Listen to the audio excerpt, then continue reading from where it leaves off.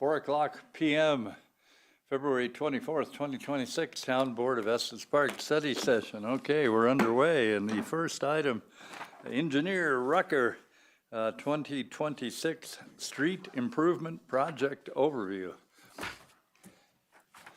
Jamin. Good afternoon. Does that work? Perfect. There we go. I'm Jamin Rucker, civil engineer with Public Works, here to present on an update to our 1% sales tax program. I will be covering the streets and trails portion of this presentation, and then our stormwater engineer, Greg Mahonen, will handle the stormwater portion. So, our goals with this program currently are to maintain a system-wide pavement condition index, or PCI, of 80. You may recall in recent years, the first 10 years of this program, the goal was to reach a 70. We made that goal back in 2018, so quite a few years ago now. We've made it to 80 based on current and future projected funding. We think that makes the most sense, is to maintain an 80, which is pretty good. This graph here shows the condition of a road over its lifetime. It's kind of an interesting curve that you can see here. If you wait too long to do preventative maintenance on any road, and you get to this steep drop off over here on the right side of that graph, where what was once a relatively inexpensive rehabilitation becomes quite expensive to fix the road. It ends up in a full reconstruct project is what's required at that point. The idea here being that we lengthen the amount of time a road can stay in that flat part of the curve.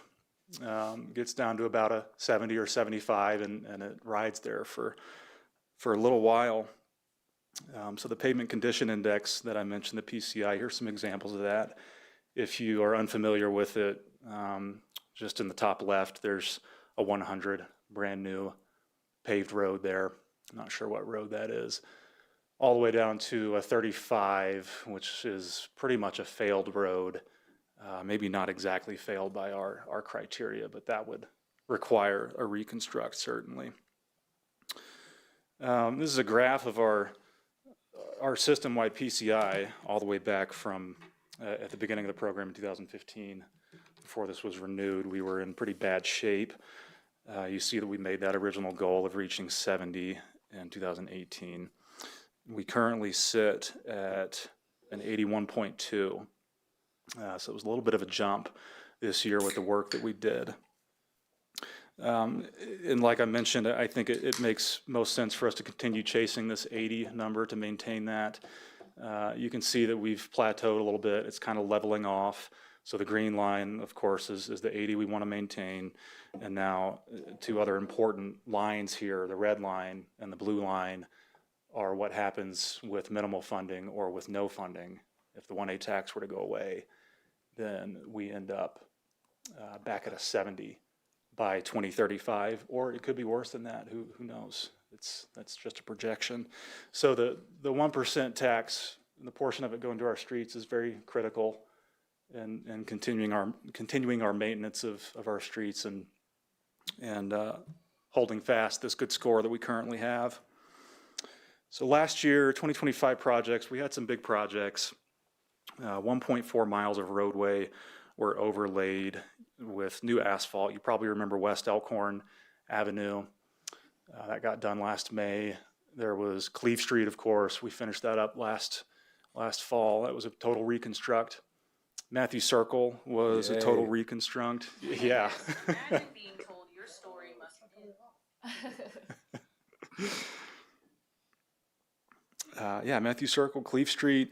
We crack sealed the town hall parking lot. There were some pretty good cracks starting to form out back over here. Took care of that. Hopefully that will lengthen the life of that parking lot. East Riverside over there by Dairy Queen got a full reconstruct. It had pretty much failed due to its age. Some downtown Estes Loop construction had made a mess of the place a little bit, and then we also had a stormwater issue / project through that parking lot that we took care of in 2024, I think. All that tore the parking lot up pretty good. We had to redo it.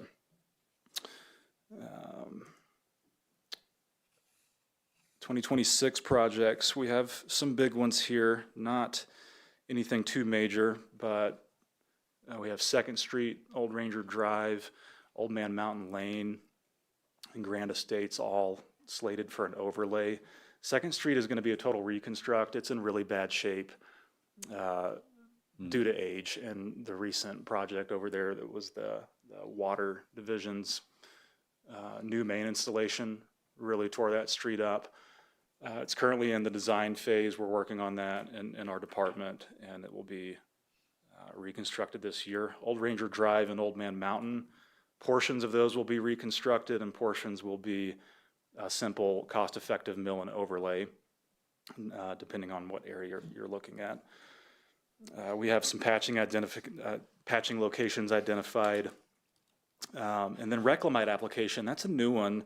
This is a new, well, it's been around a while, but it's new to us. Reclamite is a substance that has maltines in it, and maltines are the binder component of asphalt. It's like a glue, holds everything together. And it's a rejuvenating substance. It's applied to the surface of a road, and it helps bind the aggregate back together and really lengthen the life of the road, hopefully. You typically apply it to newer pavements, and so we're looking at doing that on Scott Avenue out on Carriage Hills and on McGregor Avenue right here. I think we're going to do it probably from the roundabout north. I don't recall if we're going to hit this portion right here or not yet, but that'll be kind of a little pilot program. It'll take us some time to determine if it's been effective or not. I don't know if it'll be part of the 2027 program, but we're certainly interested to see how that performs. Jamin, is reclamite like chip seal, or I mean, what's that going to be in appearance? Is it going to be different? You know, you can tell the difference between new asphalt and chip seal and crack fill. You can. Chip seal would, typically take on a darker appearance due to the oil used as the base in that, and then that fades over time, and a chip seal might actually become, it could become more gray. I don't think we've seen a lot of that. The reclamite, I would imagine, would darken a road quite a bit. It's an oily substance. It's a portion of what you would call an asphalt mixture. It's a better deal, or why are you looking at a shift? I'm assuming better deal, but I don't know. Well, the cost per mile, I'd have to break that out. I don't have that off the top of my head, but we're taking about a third of our chip seal and crack seal portion of this budget and using it for reclamite. And so that's going to cover, I don't have that number. It was. I just wonder, in delivering information to the public about why the town is doing it differently. Is it a cost saving measure, a better performance issue, all of the above? I would call it exploration, honestly.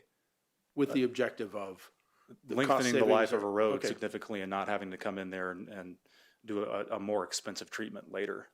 Okay. If we can apply it to Scott Avenue and McGregor Avenue and get an extra 10 years out of it instead of having to go in there at 5 years and do a chip seal, then that would be overall a benefit. I still don't know why we would do that instead of a chip seal. And it might seem like a silly. 4 times the coverage? 4 times the coverage at 1/4 the cost. There's the number. Okay, so that's substantial, and that's a responsible use of funds that I appreciate with your department looking at that option. I have to say, it's my fault. I brought that here because we did that where I was previously at. It was an extreme cost savings that extended that flat part of that curve for much longer before you start diving off that deep curve as far as when you need to do further maintenance. And so this is just a way to maintain very cheaply compared to chip seal and asphalt. Okay, good. And we're just going to try that up here. It's with extreme cold, it might have different ways of reacting over time, but we're going to check it out. Okay, thanks. Thank you.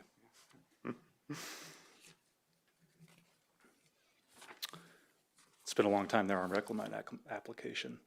The visitor center parking lot is still underway. I turn this off sometimes, guys, sorry. That's okay. See, I'm a moron. Um, I have my finger off. Visitor center parking lot is moving along. A design for that is expected to be completed in May of this year. There's a big grant for that with a 20% local match. And we're looking at overlaying brownfields parking lot this year, which is fairly small, but it needs attention and it does get used.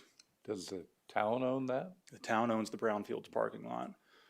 It does serve as a private access point to the businesses there have some parking in the back.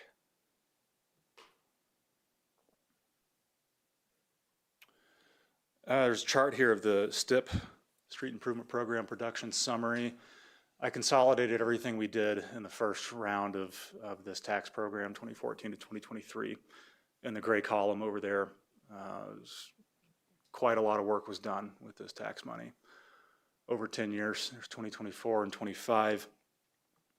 On the right, the green column is what we're proposing this year, and you can see where the centerline miles of our chip seal and crack seal efforts have gone down a little bit due to the reclamite application. There's the number I was looking for, Mark, 0.9 miles we're getting out of that reclamite project. Brownfields parking lot, like I mentioned, is on the table for this year. The overall results from the street improvement program, from this 1% sales tax. I'm trying to get myself to stop saying 1A. It's the 1% sales tax. We have touched 93% of our roadways since 2014 and would expect that we get to 100% here pretty quick. There's some stragglers hanging out there that have not had work done on them in quite some time. Like I said before, our current goal is to maintain a PCI of 80. And also, as I mentioned before, the pavement degradation is something that happens 365 days a year. Every day that goes by, our roads deteriorate a little bit, and we really need the money from this 1% sales tax to continue our maintenance efforts.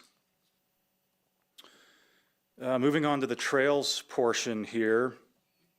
Our master trails plan priority table generally guides what we do, the projects we seek to work on.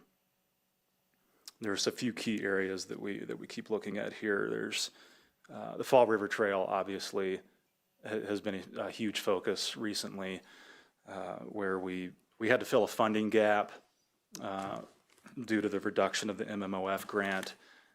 So we have the new CMAQ grant to fill in those missing funds, and we expect to break ground on that project probably Q4 of this year. We're looking at building some trail along Community Drive, along the northern section of Community Drive, as part of a joint project with Recreation and Parks District. That's an in-house design effort and an in-house construction effort for the trail, at least. And we pursued some CPW grants for that we're waiting to hear back from and hear back on. And those grants actually had there were two projects associated with them, and I'll get to that in a second. Moraine Avenue is the next big trail project we have, the next big project at least that we're looking at doing.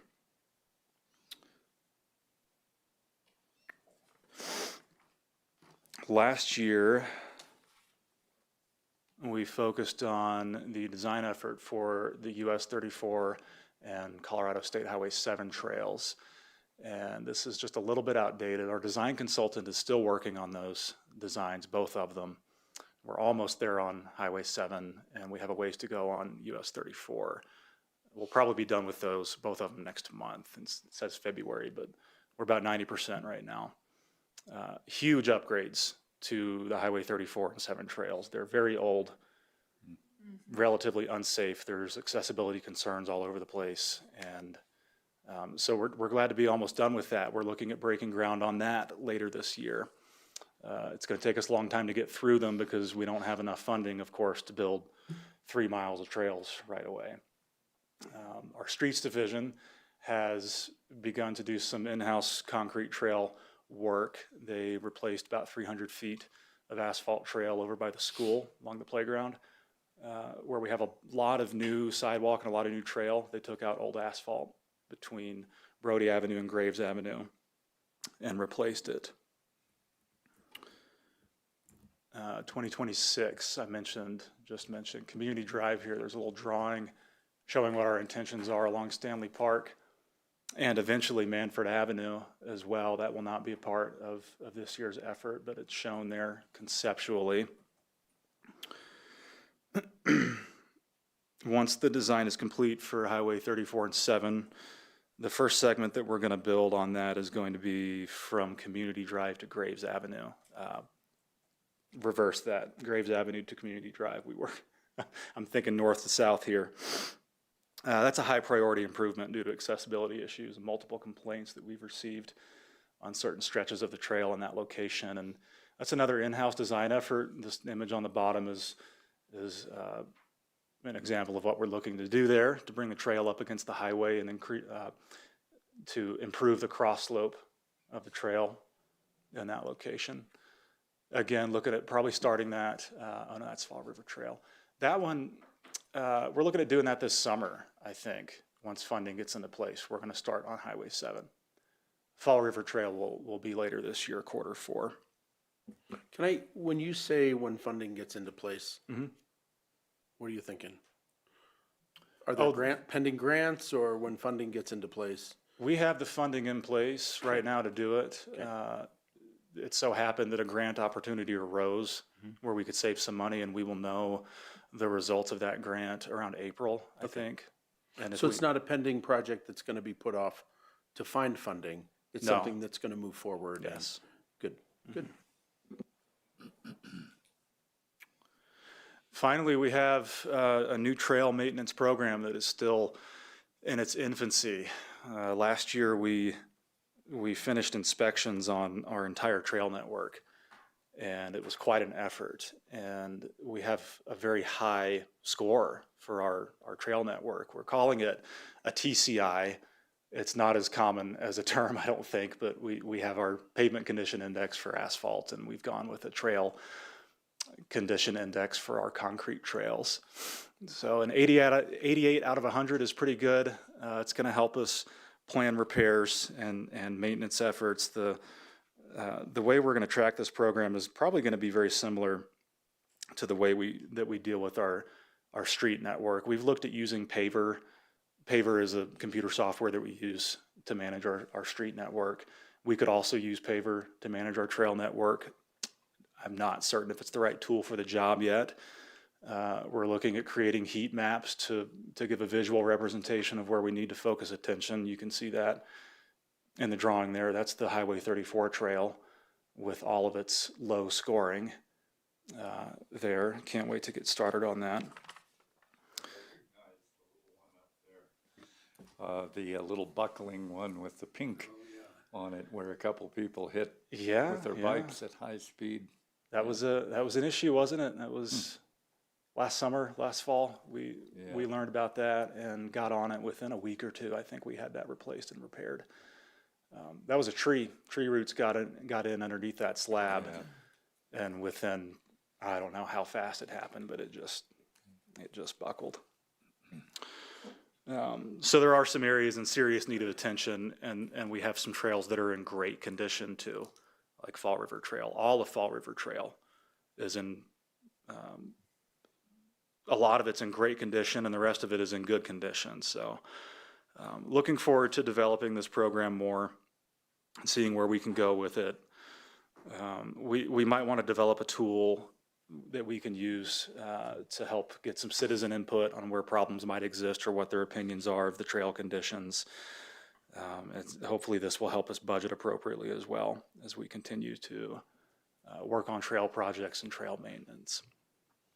So with that, if there's any other questions, I can take them now or at the end. I'll bring Greg up to talk about the stormwater. I think that's the next. I have one question. Yes, sir. You know, you mentioned the rating on the concrete trails, obviously didn't include Highway 34 and 7 since they're not concrete. But what's kind of the expected useful life of one of these trails, and how does it compare to street useful life? Well, that's a good question. Honestly, I'm probably younger than a lot of concrete trails. Sure. We did include Highway 34 in the grading. Oh, you did, even though, yes. yeah, that's mostly. Our criteria was based on it was based on a lot of factors that can affect asphalt and concrete. One issue concerning drainage, for example, was not. That was something we had to formulate ourselves. Oh, sure. I have toyed around so far with the idea of using paver, as I mentioned, to also grade some of these trails and get a condition rating on it. And the numbers that I've seen so far are very similar to the numbers that we came up with on our own for these trails. So I think we'll probably hit a good balance with that.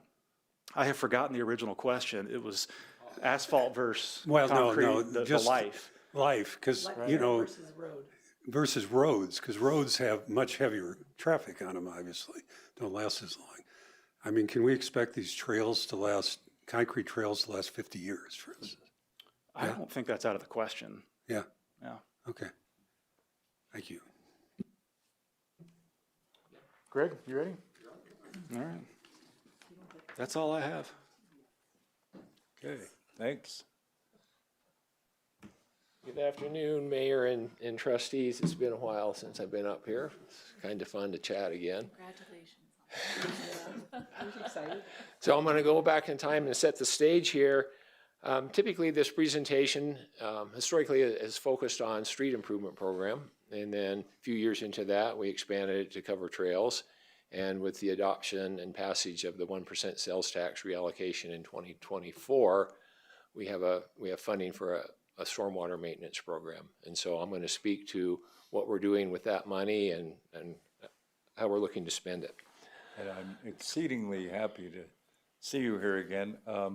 I noticed that this seems to be squeezed in the 4 and the 420 items. So anyway, we'll just keep it. Do you want me to race through this? Are we time constrained here? Oh, just be efficient and efficacious. I will be. Okay, thank you.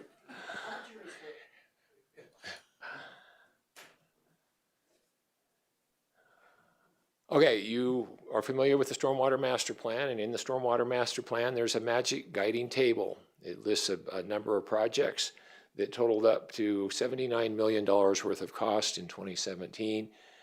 We're currently looking at that cost being over $200 million by the time we get this thing done 30 years out. The list of projects can be categorized in two basic buckets. There's major capital projects on rivers and streams, and then there's neighborhood projects. Earlier this year, Jennifer Waters brought to you a summary of a federally funded design project. We were looking at the concepts for doing improvements on Big Thompson River and then branching up to Fall River.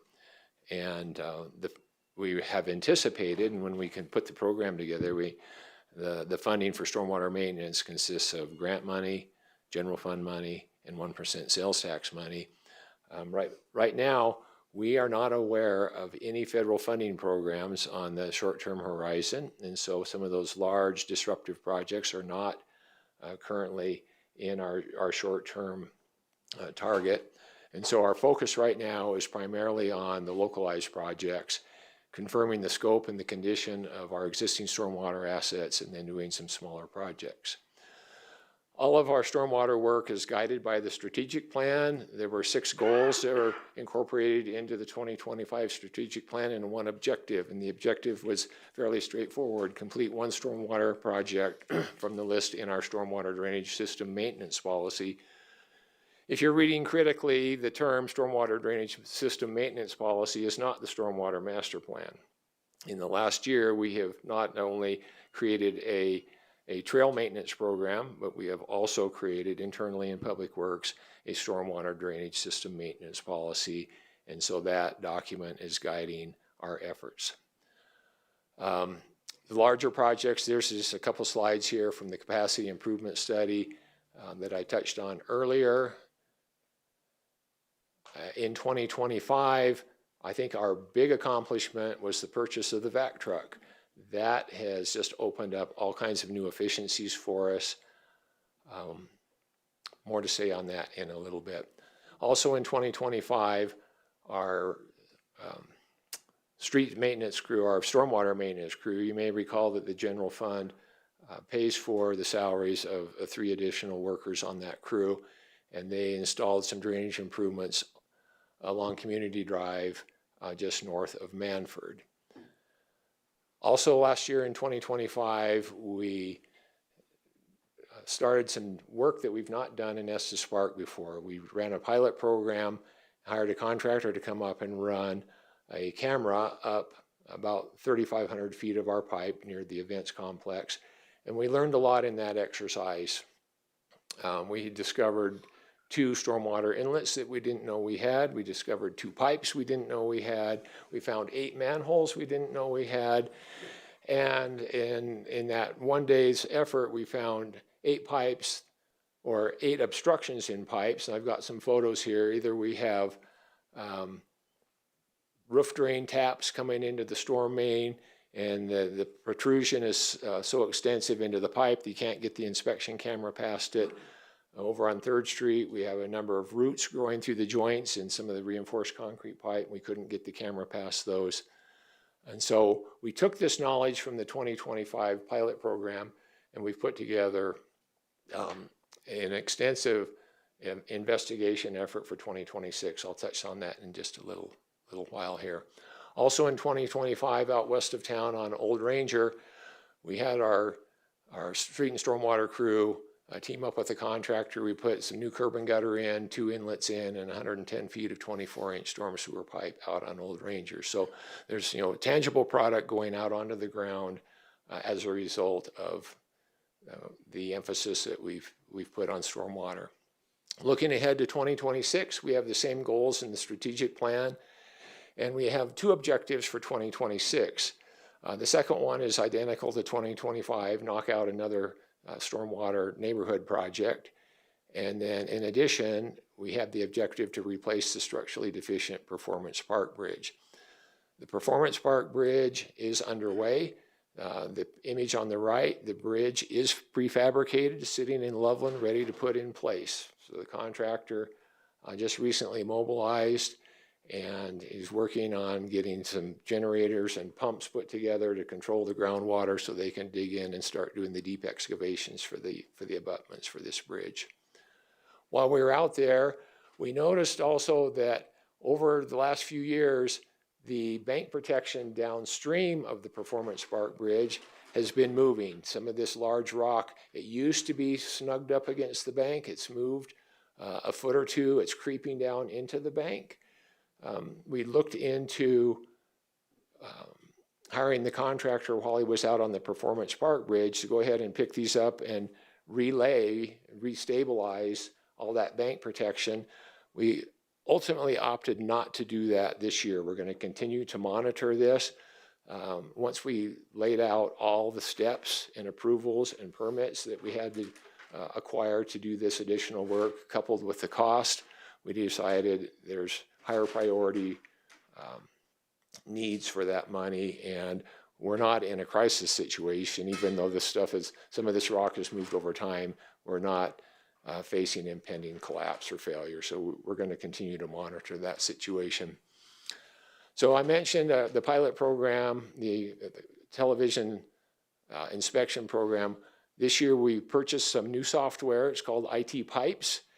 After consultation with some of our other local agency professionals, we've learned the value of having a tool that will allow us to take all these videos from hundreds of pipes and organize them and manage them and link them to our ArcMap system, so a user can go onto ArcMap, click on a link, and actually watch and look at the video of each pipe.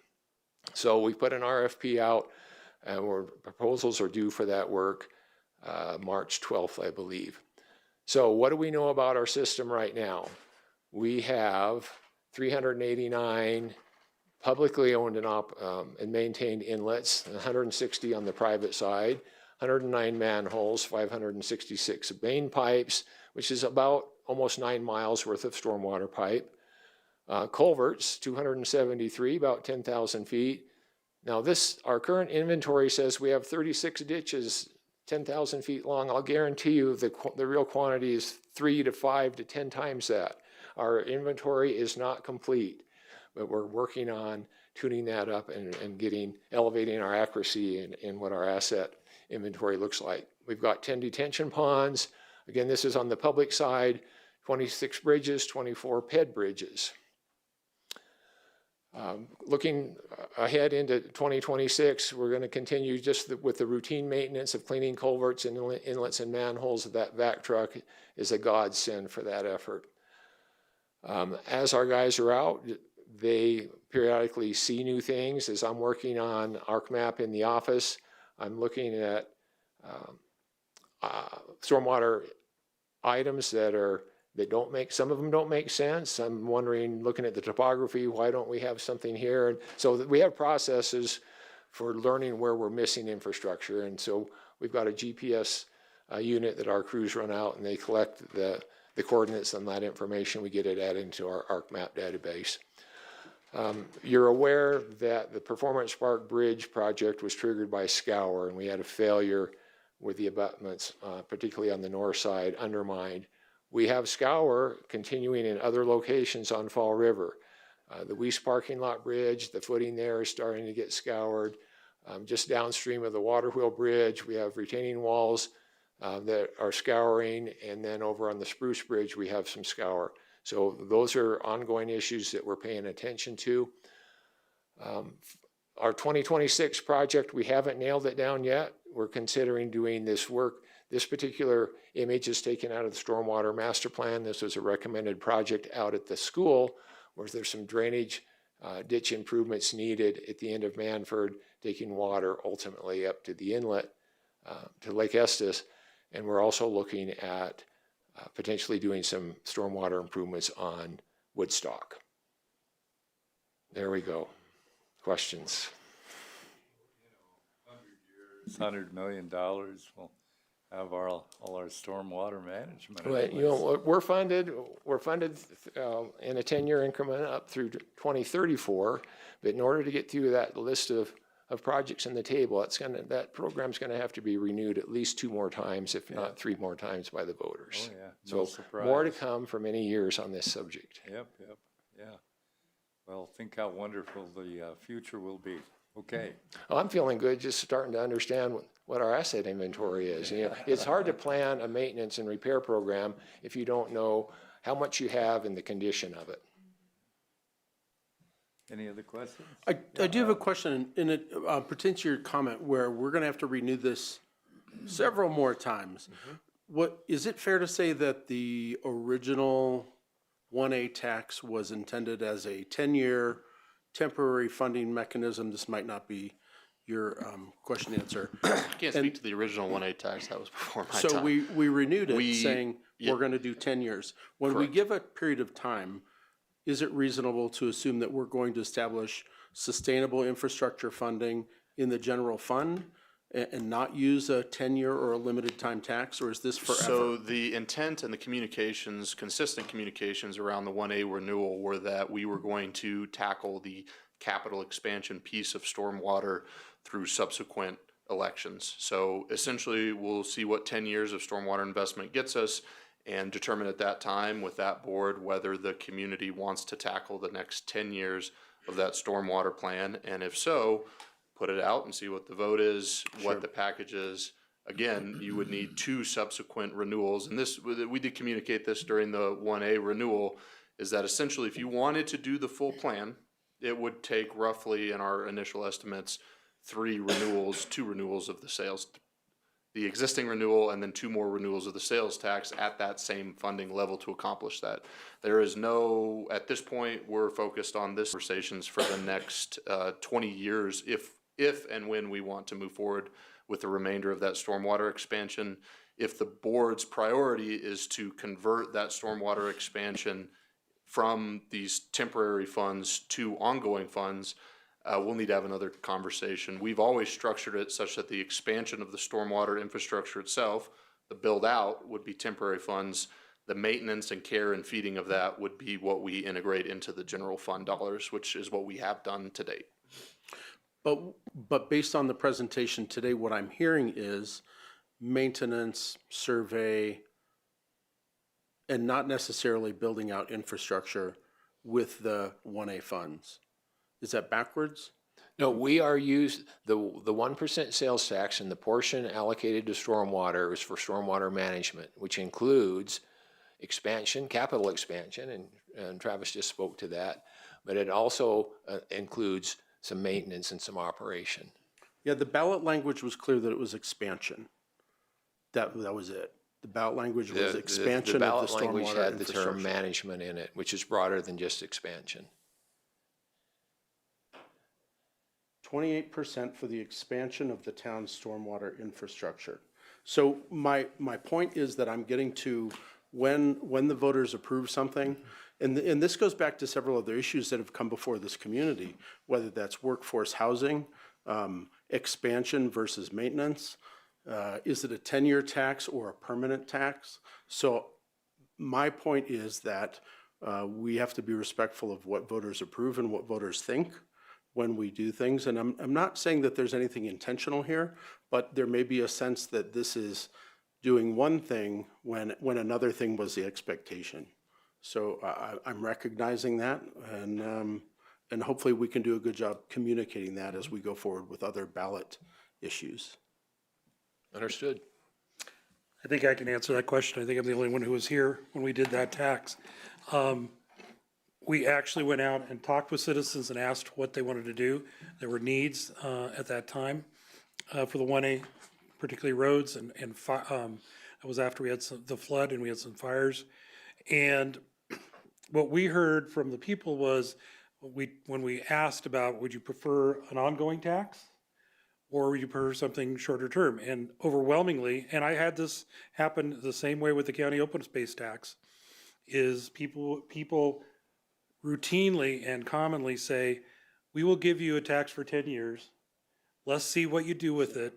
If you are, we're gonna hold you accountable for how you handle those funds, and understanding that you may want to renew it. That was from day one. They said, after 10 years, we may come back and ask you for more. Or not more, but ask to continue it. But it was not giving a tax. People are not comfortable in giving a tax in perpetuity. And that's what we heard there. That's what, when I was at the county, we heard with the open lands tax. That's what we heard with the funding that built the ranch and the fairgrounds. Over and over, we heard, because we had some models that said, this is what it could be, and it would handle our needs in perpetuity. And people said, yeah, we didn't like that. So it was not something that said, we're gonna go 10 years and it's gonna go away and we're done and we're finished. It was, give us 10 years, and then hold us accountable. If we do a good job, there are more needs, we will ask to extend. So that's what happened on that one. I did have one other question, just real briefly. How do you lose a manhole? How do you lose a manhole? Yeah. I mean, were they paved over or something, or?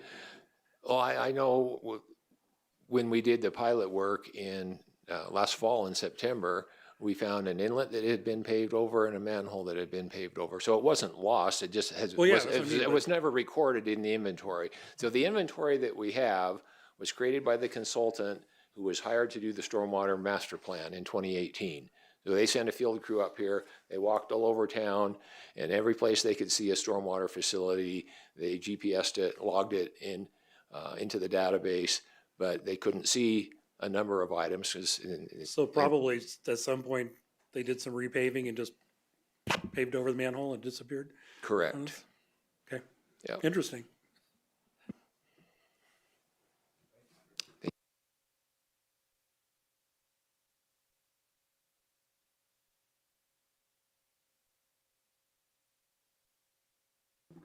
How are y'all? Happy Tuesday. Bear with me as I get rid of this. 10-minute topic. Okay, It didn't have to be. I can It's up talk to you fast. all.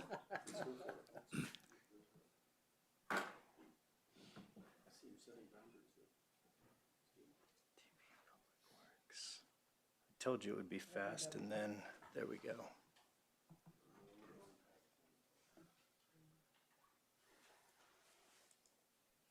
Here we go, okay. Again, my name is Dana Klein. I serve as your parking and transit manager. The item before you is related to policy 842. I have notes here that this is a follow-up to a town board study session that we did on October 28th of 2025, where the board heard presentations from some permit holders regarding the challenges with the current location that the policy 842 overnight parking is, which is at the museum annex. So in their report and presentation, they included some options for where they could, what would work for them as well. So, and one of those options was the Davis parking lot. And after researching that with our group and kind of going through some numbers with it and talking to those permit holders that use the overnight portion of the commercial loading permit, we identified that this would be a good option to present to you at this time for consideration at a later meeting, which I'll get into how this process works. But this is a picture of the Davis parking lot with 42 stalls, 40 of them plus 2 ADA. The funny of this picture is if you look in the top left corner of that image, there's a 43rd spot where someone parked. This was during, this is obviously during the, one of the big events, but yeah, people create spots in there sometimes. One of the things that we found in our research was that this lot has one of the least utilized during the season at 74.8%. That's not to say it's never full during the daytime, but it's got one of the lower occupancies of the lots that we keep track of, which is all of the lots. And then during the 2025 season, there was one residential overnight permit for this lot.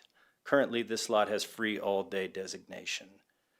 So someone could go in there and park all day. The way that the municipal code currently reads is you can't park more than 18 hours in a space. So that's why the overnight parking ordinance is in place, and that's why it matters for this type of permit. Just a little proximity, and yes, I'm not a very good drawer, but what I did was took a snip from my computer from a Google image, which is why it has all of the advertisement on there. And in the blue, it shows the Davis lot, and in the red, it shows proximity to one of the commercial loading permit holders that had spoken to you at that October 28th meeting, which was representatives from the U.S. Postal Service mail carrier group. This is a copy of our town-owned property map, and what I did on this one was just kind of highlighted where the post office is, which is one of those largest permit holders, where their current location is at the museum annex, and where this proposed location is at the Davis parking lot, just to show proximity. This is that exact same map, just showing the topography. So the way that we want to come to you and ask you is, would you, the town board, support us bringing back this policy to update policy 842 to change the current language that says from May 1 to October 31 between the hours of 5 p.m. and 10 a.m. parking shall be permitted only in currently it's that museum annex parking lot. Change that to the Davis parking lot with the address. And then from November 1 to April 30 between the hours of 5 p.m. and 10 a.m. overnight parking is permitted in the permits assigned lot. One space per permit, multiple vehicles sharing a single permit may not park overnight at the same time. This is the current language that's in policy 842 as approved. The change would be to move from museum annex parking lot to the Davis parking lot. And that's what we're asking is if you would all want to consider that we bring this back to you in April for a change that would happen in May in time for the paid parking season. I've been a pretty strong advocate on trying to be creative for our postal partners and all the great work they do, and I appreciate the great creativity. My answer is yes, bring it back. Okay, and I didn't go into this, but one thing that we did do was talk to those permit holders, the largest permit holders, which are the Postal Service and then the business that runs Green Jeep, and talk to them. They appreciated the creativity with this and that we listened to them when we were looking at recommendations. I also talked to one of the business owners in the area that is their business in close proximity to the Davis parking lot. And I sent them a copy of this presentation that, or not the presentation that you're looking at on the screen, but the information that was in the town board packet. And their question back to me was, what happens if this lot is full? And my response back in email was, I haven't seen this lot full after 5 p.m. very often. And when that does happen, there is some street parking that we could accommodate, but we'll see what that looks like if that becomes an issue. Great, thanks. I know you know these questions are coming. Maybe I sent you an email about it, but not that long ago. But one of them is, how many of these permits, commercial loading permits, would you estimate there to be for this season? I actually wrote this down. In 2024 and 25, there were about an average of 30 of these sold. But of those 30, we only saw issues with about 18 of them, which were the Jeep folks. There was 1 or 2 vehicles that were from Wildside Jeeps, and then from the Postal Service. Okay. I think the rest parked off-site. So a little bit less than half of the spaces in the Davis lot. So I'm glad that you spoke to one business in the area. That brings me to my second question. I'm glad you spoke to one business in the area. I'm concerned about this being a solution in practice, because the majority of the businesses in that area, we have 4 businesses that probably do a substantial amount of their business at 5 p.m. or later. You know, we've got Bogies, Snowy Peaks, The Barrel, and Full Throttle. Now, Full Throttle's, they're adjacent to the Weiss lot. I know there's street parking as well. Bogies has down below. People walk around town all the time. But we do know The Barrel does have, events at night. They have wedding parties and rehearsal dinners and things like that. I become a little bit concerned about what happens if that lot becomes halfway full, at night, when these businesses are hoping to have public parking available. So I'm not completely against it. I'm just curious. I would like, if it were to come back in April, which I'm fine with, if they could come back with specific outreach to the rest of the businesses in that area. You said you spoke to one, which is awesome. And I'm also happy to do some of my, as a trustee, walk around and chat with those folks just to make sure they understand what that might look like. Because what I don't want to have happen is then now we've got 4 businesses that are really riled up because they don't have available parking. And instead it's filled with post office vehicles and Green Jeep. And that would be, again, that would be after the 5 p.m. like we talked about. But Right, yes, that's what yeah. they do have. Their businesses are popular. Yeah, Yes. exactly. So that would be my request if it were to come back in April, is to make sure we have some specific business outreach Okay. to those folks, please. And a creative consideration might be marking certain of the spots that after 5, don't use this spot. Yeah, as a parking guy, I don't like reserved spots, but that is definitely a creative opportunity. Because then we have to enforce it is the reason. So that was actually going to be my second question about allocating a certain number of spots in the lot adjacent to the post office as an opportunity for them to use those spots during the day and figure out where to park their own vehicles. Because one of the disadvantages that you listed was the potential for a carrier or a route to use personal vehicle and their work vehicle in that lot. So we're still burning up 2 spots potentially.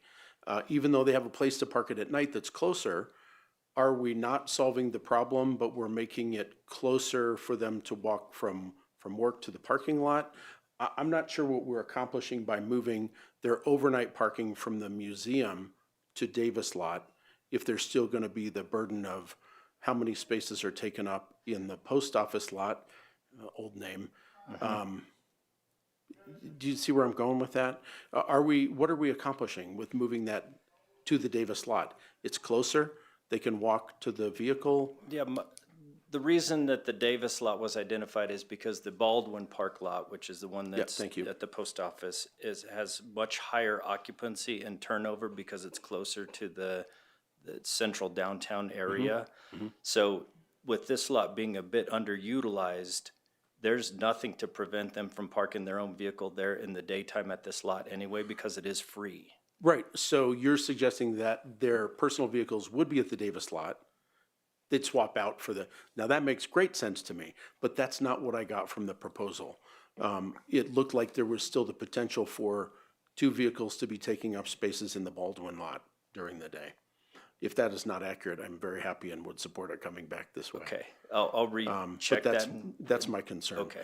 In whether that was just an oral agreement or something with the carriers that we're trying to make this work, but put your cars in the Davis lot and it's closer and it's reasonable. I think it's good for Green Jeep. That was one of the other parties that spoke to us. And then the other option that we talked about, but it didn't really flesh out, was allocating certain spaces during the workday that would be for post office carriers, postal carriers to use. And then they figure out where to park otherwise, but I don't know that that solves anything either.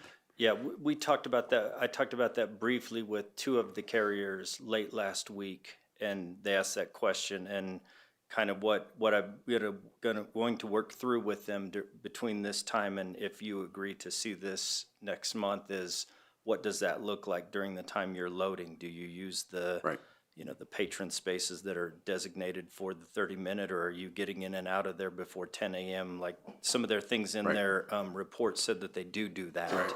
Right. So that would be advantageous too. Yeah, I want to be supportive of the carriers, but I want to be realistic about what it's going to look like in practice. So Yes, thank you. Thanks for paying that attention. Okay, I would like to see I'm supportive of it, but it seems to me that there are issues about that evening time frame. Because it starts at 5 and, till midnight, or there's competing businesses going on. So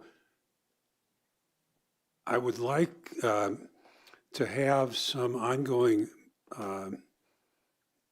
review of how that is working if we institute this, and some kind of reporting on, are we filling up the lot in the evening ever? I can imagine Friday and Saturday we might. Those would probably be the only days, but I would imagine that could be an issue. So just ongoing monitoring just seems to me to be an important thing as we institute this, if we do vote to do so. Okay, yeah, and I'll take that with Trustee Hazelton's recommendation to do that specific business outreach. My guess is, kind of off-candidly, I'll hear about it if the lot's full. So I will be able to provide you feedback with that. I heard 4 folks at this board say, yes, bring it forward with those adjustments and additional information. That probably suffices. Will do. Mayor, I do want to note for the record that we understood the board to direction to staff to find a temporary solution to make this less painful for the carriers and the business owners, which are competing interests in some cases and not competing in others. A temporary solution, which is in effect what this is. We're continuing conversations with the broader U.S. Postal Service. They're conducting a parking survey. This does not solve the fundamental problem. We all understand that. I want to make sure the public understands that there are many issues with this current arrangement. There were issues with the arrangement we used last year, and there were certainly issues with the arrangement that we were using before last year. So this is temporary. It's going to have to change likely heading into next year. It'll look different. The long-term solution is not to have this parking conflict, Right. and we remain committed to that, but I want to make sure that's on the record, because I don't want somebody tuning in from TV land thinking this is fixing a problem, because we're shifting a problem, we're modifying the problem, we're trying to mitigate some other challenges, and there's going to be inherent tensions that we cannot resolve. We will continue to press forward with both of the constraint studies with the post office. Just 3 weeks ago, I wrote another nice little note to them, and I know you're in contact and we're getting congressional help. And so, it might take till 2036, but yes, it's a temporary problem. And I just want to thank the mayor and Travis for keeping the pressure on. Because the bottom line is, we're trying to put 10 pounds of dirt into a 5-pound bag. And we can divvy it up all we want, but it just doesn't fit. And whatever we do, we squeeze one place, it's gonna bulge out somewhere else. The answer is for the post office to move somewhere else. And so, good creativity, thanks, and good ideas from the trustees for making it even better. We'll take a brief break for dinner. We still have a pretty full agenda. Let's come back at 5:07. All right.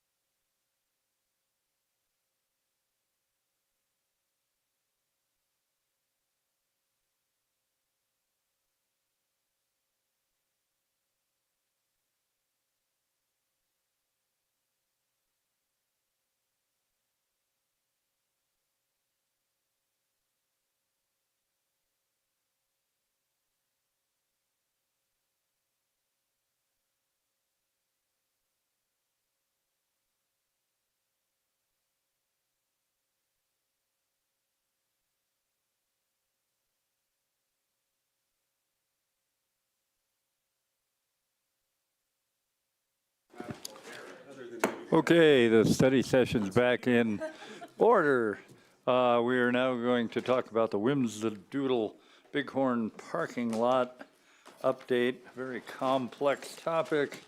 And I think we have Walt Dietrich here and whoever else. Okay. Well, Thank you very much. Honorable Mayor and trustees, town staff, and community, I really want to thank you for inviting me to update everyone kind of on where we are. I think, we're in the process of working out our development agreement between the town, the Housing Authority, and Whimsidoodle. The three entities are really working together to address programming concerns, to explore the alternative exterior design considerations, which really came up, I think, at the last time we met in July. We're working closely with the Housing Authority and town representatives. We're evaluating financial projections and financing options, and we're really looking at a very high level of developing the design that spans the three parcels that the three individuals, the three entities own. I think the exciting thing is, by what we've put together, am I coming through okay? I feel like I'm okay.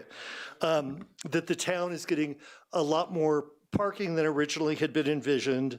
The Housing Authority is coming up with between 40 and 44% more units than are currently there, and Whimsidoodle will end up with 2 artist workspaces, as well as really a start for us in activating the retail spaces along Cleve Street. We've created a tentative timeline, which of course is tentative, but at least we have something in place when we sort of can see all this. I think all of you have received this presentation, and so you've sort of seen what I'm talking about.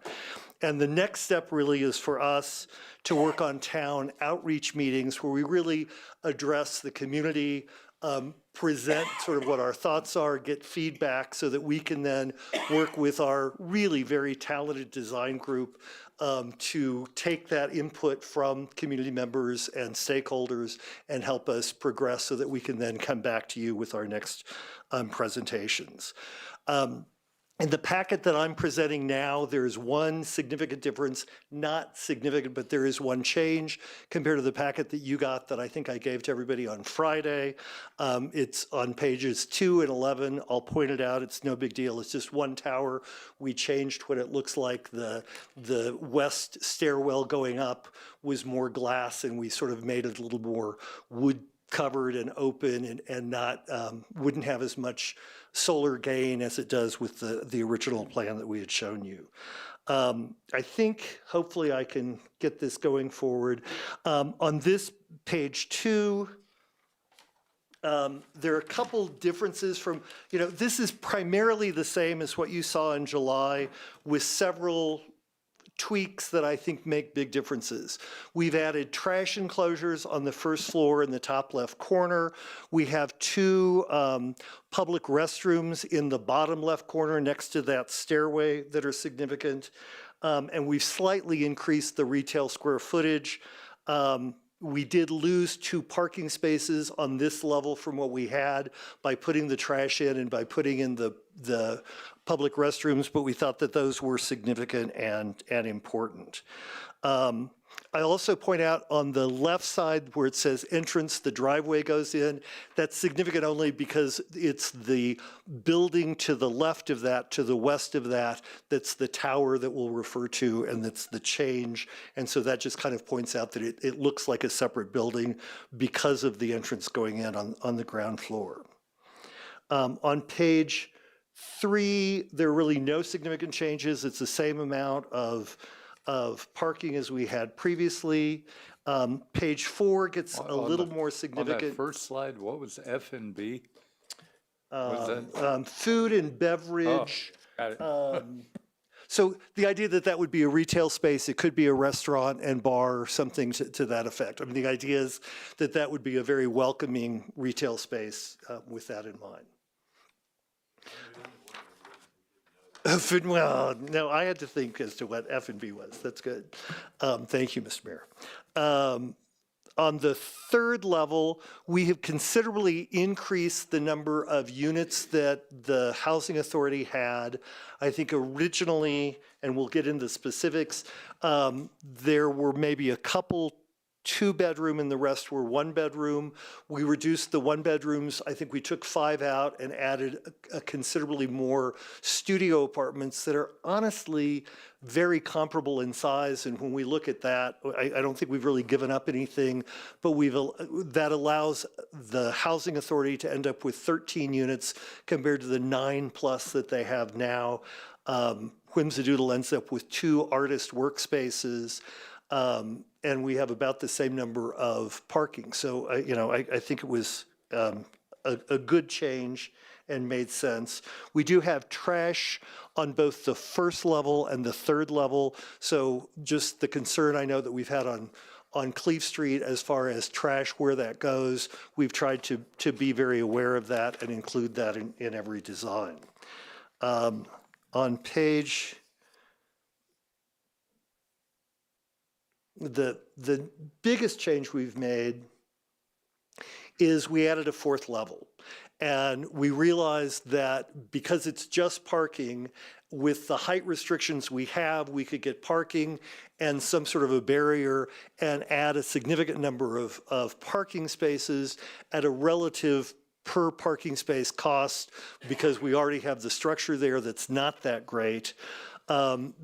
And we'll see further, but the green space we have in front was really to prevent the public from being right at the edge and dropping an empty Coke bottle or whatever on the Housing Authority balconies, which are below. So that became an attractive buffer. In the future, it could be a place where we would put solar panels or that sort of thing. And in the left corner, so if you look in the bottom left of the green or the far left, it shows a resident garden. That's a specific garden that really repeats the size that the Housing Authority currently has on the back of their building, where there's an outdoor seating area and there are pots and things that they can plant. We sort of repeated that same with then a whole sort of garden aspect to it, or at least a green space from that west heading east. By adding the 4th level, I think our previous design showed 117 spaces. We have 153 spaces on this 4-story garage. So we felt that that was a really significant change. And as we were talking earlier, parking is clearly a concern for Estes, and so we think we've tried to address that as best we can. And there's no internal ramps because of the way it's built into the hill. It's so brilliant. I mean, Yeah. it's really wonderful how the topography there has helped and really does allow a lot more spaces, and therefore it's much less expensive per space because we have the external rotation.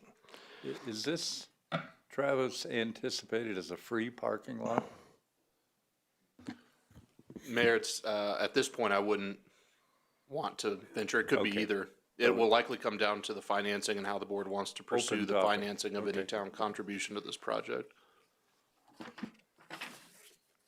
If we look at the next sheet, that's just sort of a cross-section to show there was concern expressed from the Housing Authority at first that by having a 4th level, the balconies maybe weren't open above for the residents.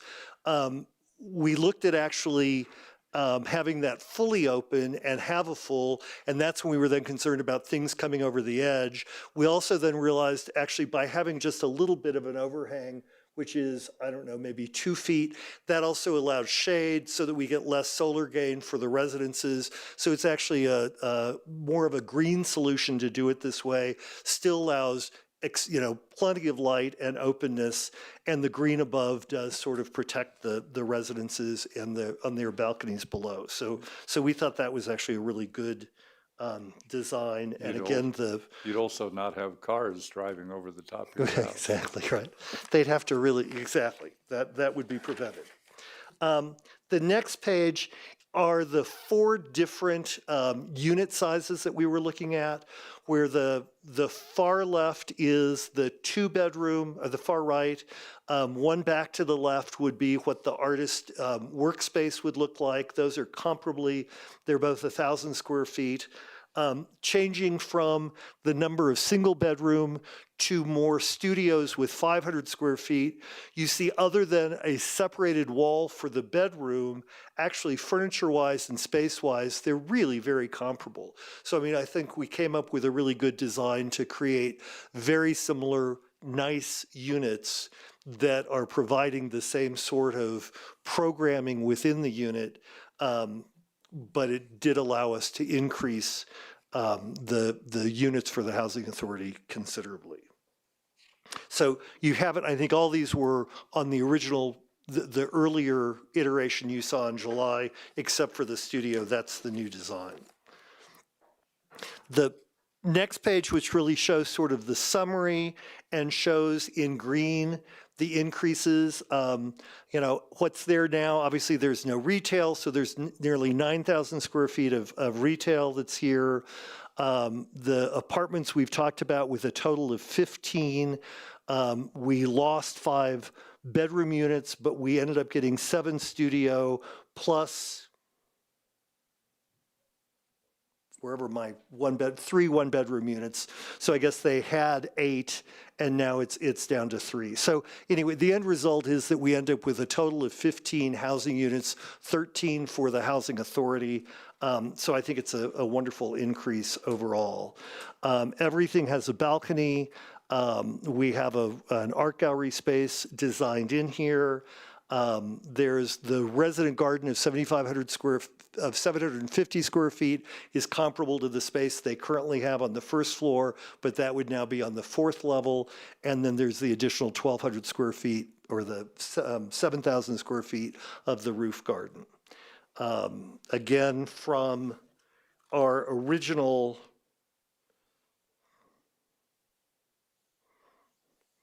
I think we currently have 40 parking spaces on grade currently, and this would be 153 for an increase of 113 spaces from what's there now. The next page is really the same thing. It's just sort of more detailed of exactly what is existing. The 530 parking proposal was the 3-story proposal that the town had, and then this is kind of looking at the additions after that. We asked the designers to step back and really, as if you were standing on Cleve Street, to look north so you see the whole facade. We addressed the tower on the east side, the beacon that we called, that I think there were lots of comments that it looked maybe more like you know, downtown Denver or was maybe a little too contemporary. We asked them to come up with 4 different designs. This is still certainly probably the most contemporary of them. But again, you see the 4th floor with the trees and plantings and such above. You don't see any cars in any of this. It's all a hidden garage with the 1st floor facades for the retail spaces extending 2 levels up to block the 2nd level, and the 3rd level being the residences with their balconies in front. So I think they've done a nice job of that.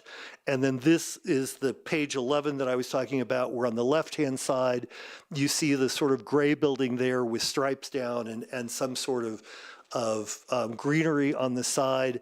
That's now an open slatted wood structure that encloses the stairway up and the elevator, where before we had a glass front. But that's really the only change in this that you're looking at compared to what you received earlier. The next slide is just to sort of show, you know, from the designer's point of view, the main intersection of Estes being Elkhorn and either Bighorn or Moraine to the north or south. At that location, we're trying to create a beacon to the north where you really see Cleve Street, are drawn to that, so it really engages you in the same sort of way that looking to the south, you see the tower of the Park Theater, the historic Park Theater, and really want to kind of make a visual connection between the two and just sort of an interest in terms of bringing activity to those 2 important nodes in downtown Estes. The next 4 slides or 5 slides are just, again, iterations of what we're talking about. We're not asking you to say, oh, I like this one or I like that. We're really just trying to say, we have a really creative team who, when we said, give us some other options, I think came up with 4 options for us, all of which are different, all of which are interesting. And our thought is when we go to the community and have these images, as well as other images that these came from, and really get input, what do you like, what do you not like, that will really help us then, I think, to develop a design that we can all be really happy with. So this first one, which they call the treetop overlook, is the idea of kind of a tree house with an area on the very 4th floor where you can overlook downtown and have this very welcoming spiral staircase that goes up. Community spaces spilling out onto the street, spilling out really on the 2nd and 3rd levels with a gallery space as a very inviting, wonderful activation of Cleve Street. The second, the Park Theater Partner, is a more structured facility that sort of mimics the architecture of the Park Theater. Again, is a very sort of structured comparison, just as the two sort of mirror each other.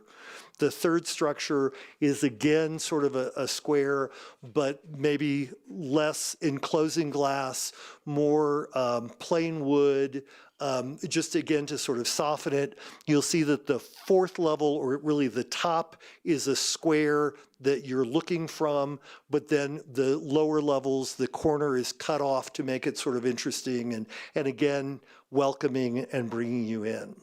The 4th design they did is sort of a comparison of all of these, or a compilation of those, where we have maybe sort of a tree structure on the corner. It's a combination of glass and wood, compared to the Park Theater Partner, where there's not a 4th floor overlook. This is the same sort of square design, but with an overlook on the top, and again, this sort of tree type column going on.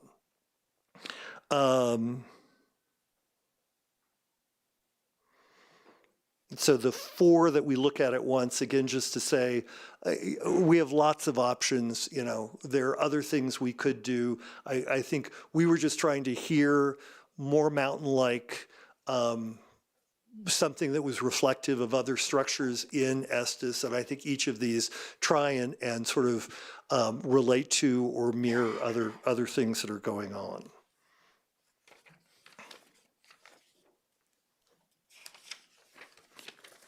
I think, when we talk about the overall narrative and what we're trying to do, the important facts are we're trying to create a vibrant and social commercial development along Cleve Street. We're trying to provide accessible and welcoming public spaces for the Estes Park community.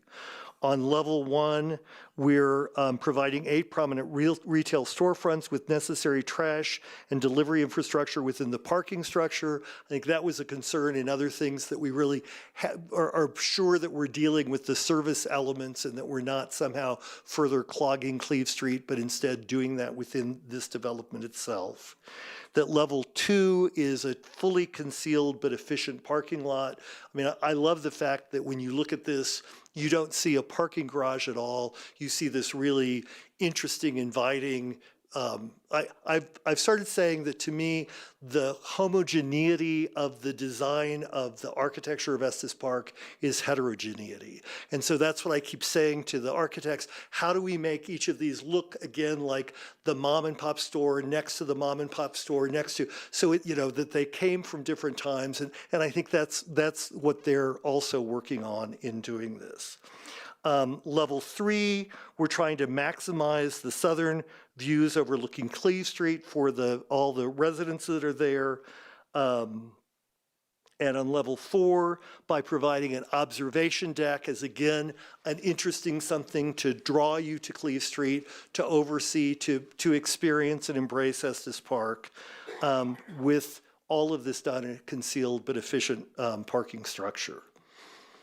Our time frame and time log, the best guess we have, if we start immediately in terms of getting community outreach, is that we can bring this to completion in about 4 years. So we're looking at May of 2030 as the ribbon cutting timeframe. And that's, I think, a reasonable and well thought out timeline to get this done, but it is kind of immediately working on it, a number of things happening simultaneously so that the partners, the town, the housing authority, Whinzadoodle, are working on their partnership while we're still developing plans and doing it. I think Whinzadoodle is very committed to working with the architects that we are to have this happen for the 3 partners that are involved, and we're willing to take the risk and spend the time now to develop the design while we're getting everything else in line.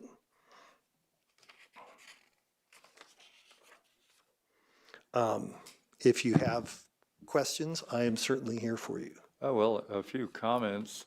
I love the beacon idea, drawing in. I've been very supportive of things that improve the dimensions of downtown Estes, so it's not just a one-dimensional pass-through kind of thing, and that's why I like Cleve, and I like some of the other things that are moving in that direction, and this would be a huge one, that beacon. We'll have to see what the back looks like sometime. I do like all the embedded green. That's just wonderful. Embedded green, anytime we build anything. We've already had concerns raised about traffic at Bighorn and Elkhorn, or Cleve, because of the additional traffic in there. So we'll want to deal with that in future discussions. We'd never be able to do this without you, so I appreciate the partnership if it does come to fruition. And finally, because my friend Director Moulton of the Housing Authority said this to me privately and in public, I will quote him about the housing and the people that are in that housing authority. He says repeatedly, we are ethically and financially committed to doing the right thing for those folks, and I just want to amplify that statement. It's very important, and it looks to me like you're doing a lot to look at that potential. Anyway, Bill. Yeah, I'm very impressed with your design people. I mean, for sure. I remember back, was it July that we? July 8th, I think. They put this thing together in a week, I think you said. I called them and said, okay, guys, I've got a challenge for you. Just amazing. And certainly having the parking not visible is great for Cleve Street, particularly for Cleve Street. I do wonder and worry a little bit about having 4 different entrances for the parking and how that's going to work and how people are going to find them. And, maybe maybe the 3rd level is just for residents. I don't know.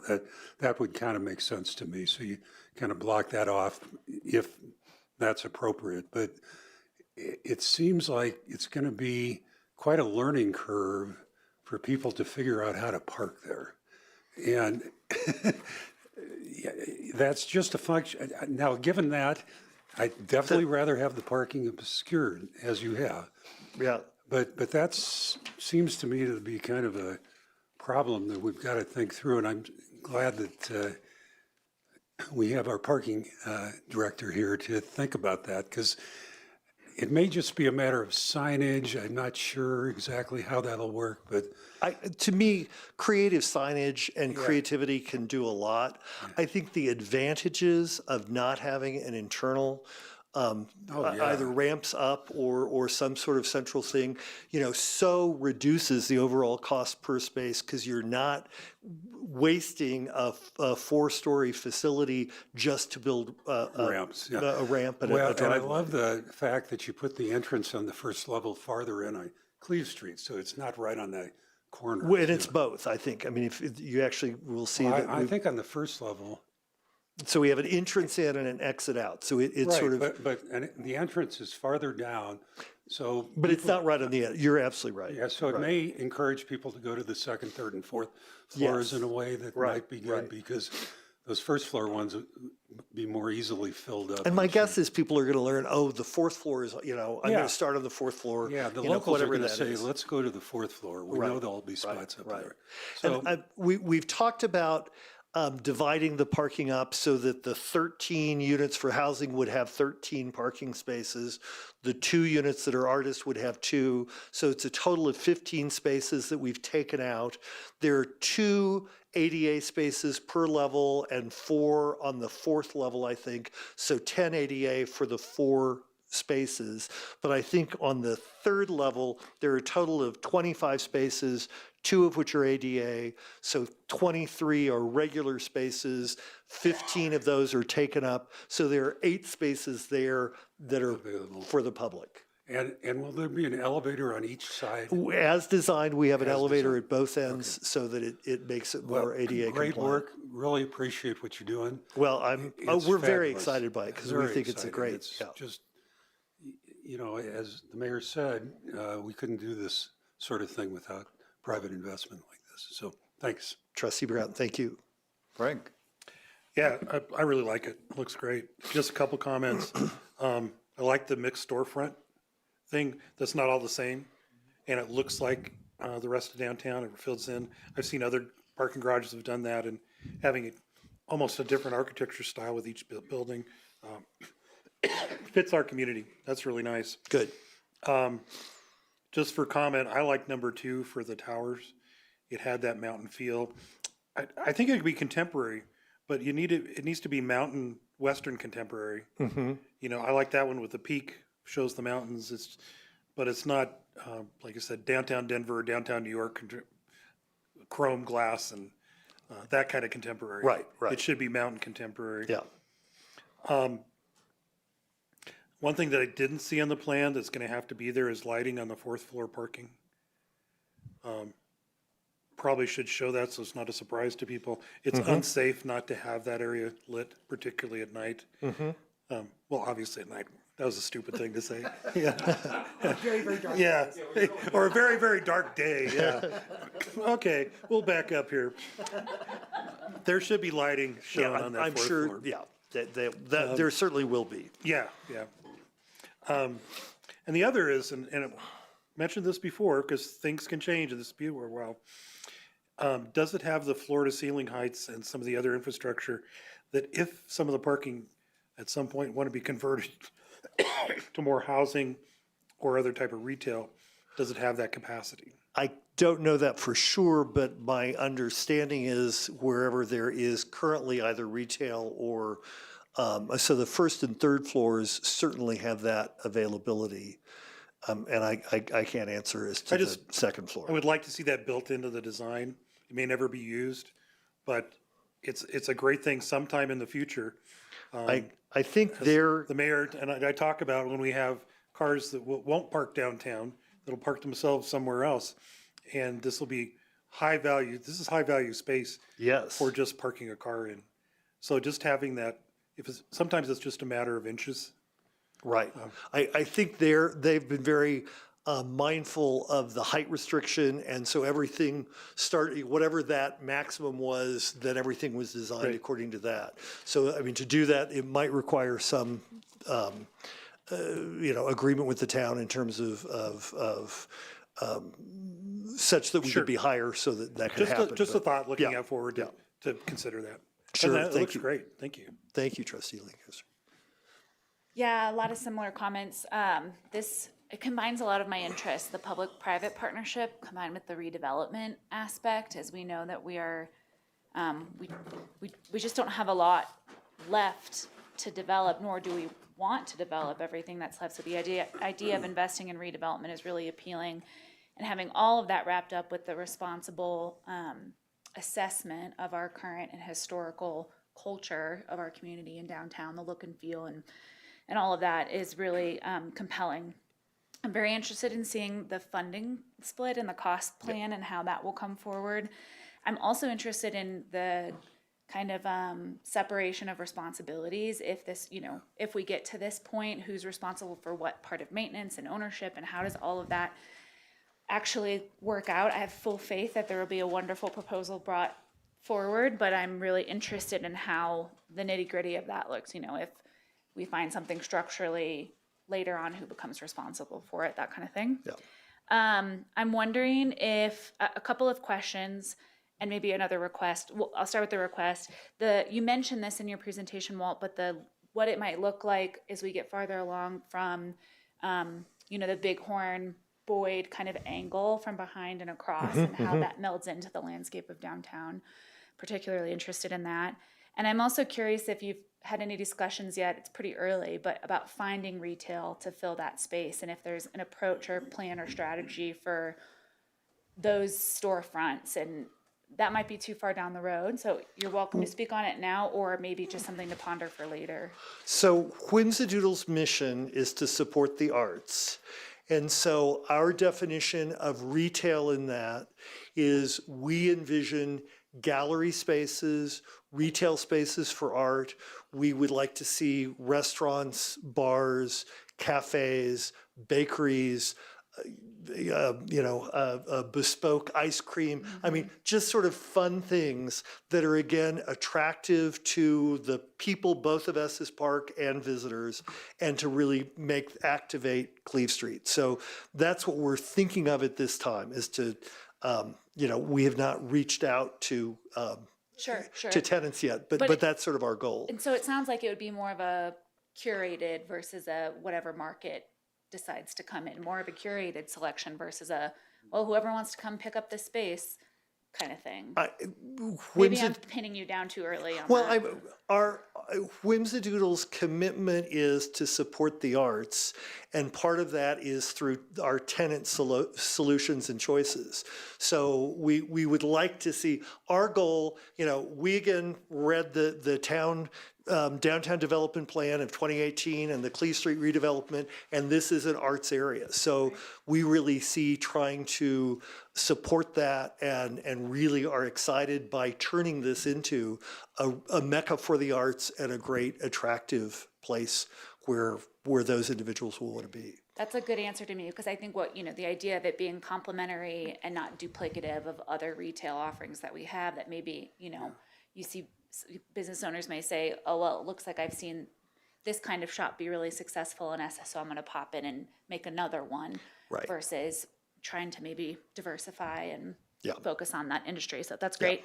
And then I'm wondering if you could expand a little bit more, and again, maybe you'll have more to share with us later on, but mentioning that the public outreach component is coming next. I find this a uniquely complicated endeavor that you're about to step into, because it is public and private. Yeah. You do have certainly the neighbors, you have housing authority residents, you have business neighbors on Cleve, you have neighbors above on Bighorn and Boyd and up in those areas. And of course, you have the entire community who has input on what the town decides to do, not just the proximity of neighbors. Right. And you have your own, part of it's your own land too. So Yeah. I'm curious if you can talk about what that public outreach component would look like, and how you foresee balancing all of that, with what you want to do with what you have, versus what you may hear from the broader community versus what you might hear from those micro communities that I mentioned. Sure. Again, I say, Whimsidoodle really sees itself as supporting the arts and supporting arts organizations, and really also supporting the town's view for turning this into an arts area. Our creative group, International Architects Atelier, have done lots of community outreach in lots of projects all over. So we really have them leading this for us. We would love to have input. We're in the process of having them put together. Are we doing 2? Are we doing 3? How many of these do we need to do? How often are they? Exactly what are they presenting at that? And then who are the constituents? Who are the partners? Who are the stakeholders that are going to be a part of that? So we will put something together. I would love input from anyone in terms of, have you thought of, or we definitely need to include, but our goal is to be as inclusive as we can. I don't claim this as having been our idea. Somebody else had this idea a long time ago. It may have been Greg, but whoever it was, who, you know, I just think it's a brilliant idea. I mean, I just think this is so much better than to me, the sum of these three things in this one is so much greater than if each of us individually did something there. I just think it's wonderful. And somebody else recently said, you know, this has the potential to be awesome. And I keep thinking it really is awesome. But we're also very cognizant of wanting to get buy-in. We don't want to be somebody coming in and saying, we have this plan, we're going to do it, as much as we have this idea, how can we all buy into this? How can we make this better? And how can we get help to make it better? We're not going to, you know, if we've got a micro group that has some agenda, that doesn't mean we're following that, but it does mean that we really do want to listen and hear and react. Okay, thank you. Yeah, thank you. Walt, I was really encouraged that the last sentence that you said there is that you want to come in and say, we have this idea. We want to run it by you. Because until that moment, my sense is that this deal is going forward and it's on the way, and you've already worked with the housing authority and you've worked with the town, and this is going to happen. That was my feeling until you just said, we want to come in and say, we have an idea and we want your input on it, because I think that's going to be critical to get buy-in. As Kirby mentioned, this is something that the whole community, so does the whole community, is this a decision for the broader community, or are we going to let micro communities direct this? And I think those micro communities matter, because there are existing communities that you know I am part of as a business owner in that section. This would have a dramatic impact on the property that I own. It would have a dramatic impact on how the business operates. And I think that we have to be cognizant of how things are going currently while enhancing that. So I heard that in the last sentence that you raised, and I really appreciate that. I have been for years an advocate of development to help our parking situation in a relationship where public and private work together. And this really checks off a lot of boxes in my mind for a development that will fit in with the existing topography. This really takes advantage of that layout, that piece of geography, to make it work. But I don't want to get ahead of ourselves, and I think that public engagement part is critical, that we get buy-in from these entities, because it's the folks that we're going to go to for public input that are really in charge of this conversation. Is this what, we could love it. Does the community want this? And I think that that's the make or break question for me to ask the community. Right. I have a sense that the people who currently live on the footprint of this building are pretty alarmed about what the potential of their homes could be. The reality is that that's a building that the housing authority owns and gets to decide what they do with it. We have to be sensitive to the community as a whole, and I want to be sensitive to those micro communities, business owners, residents.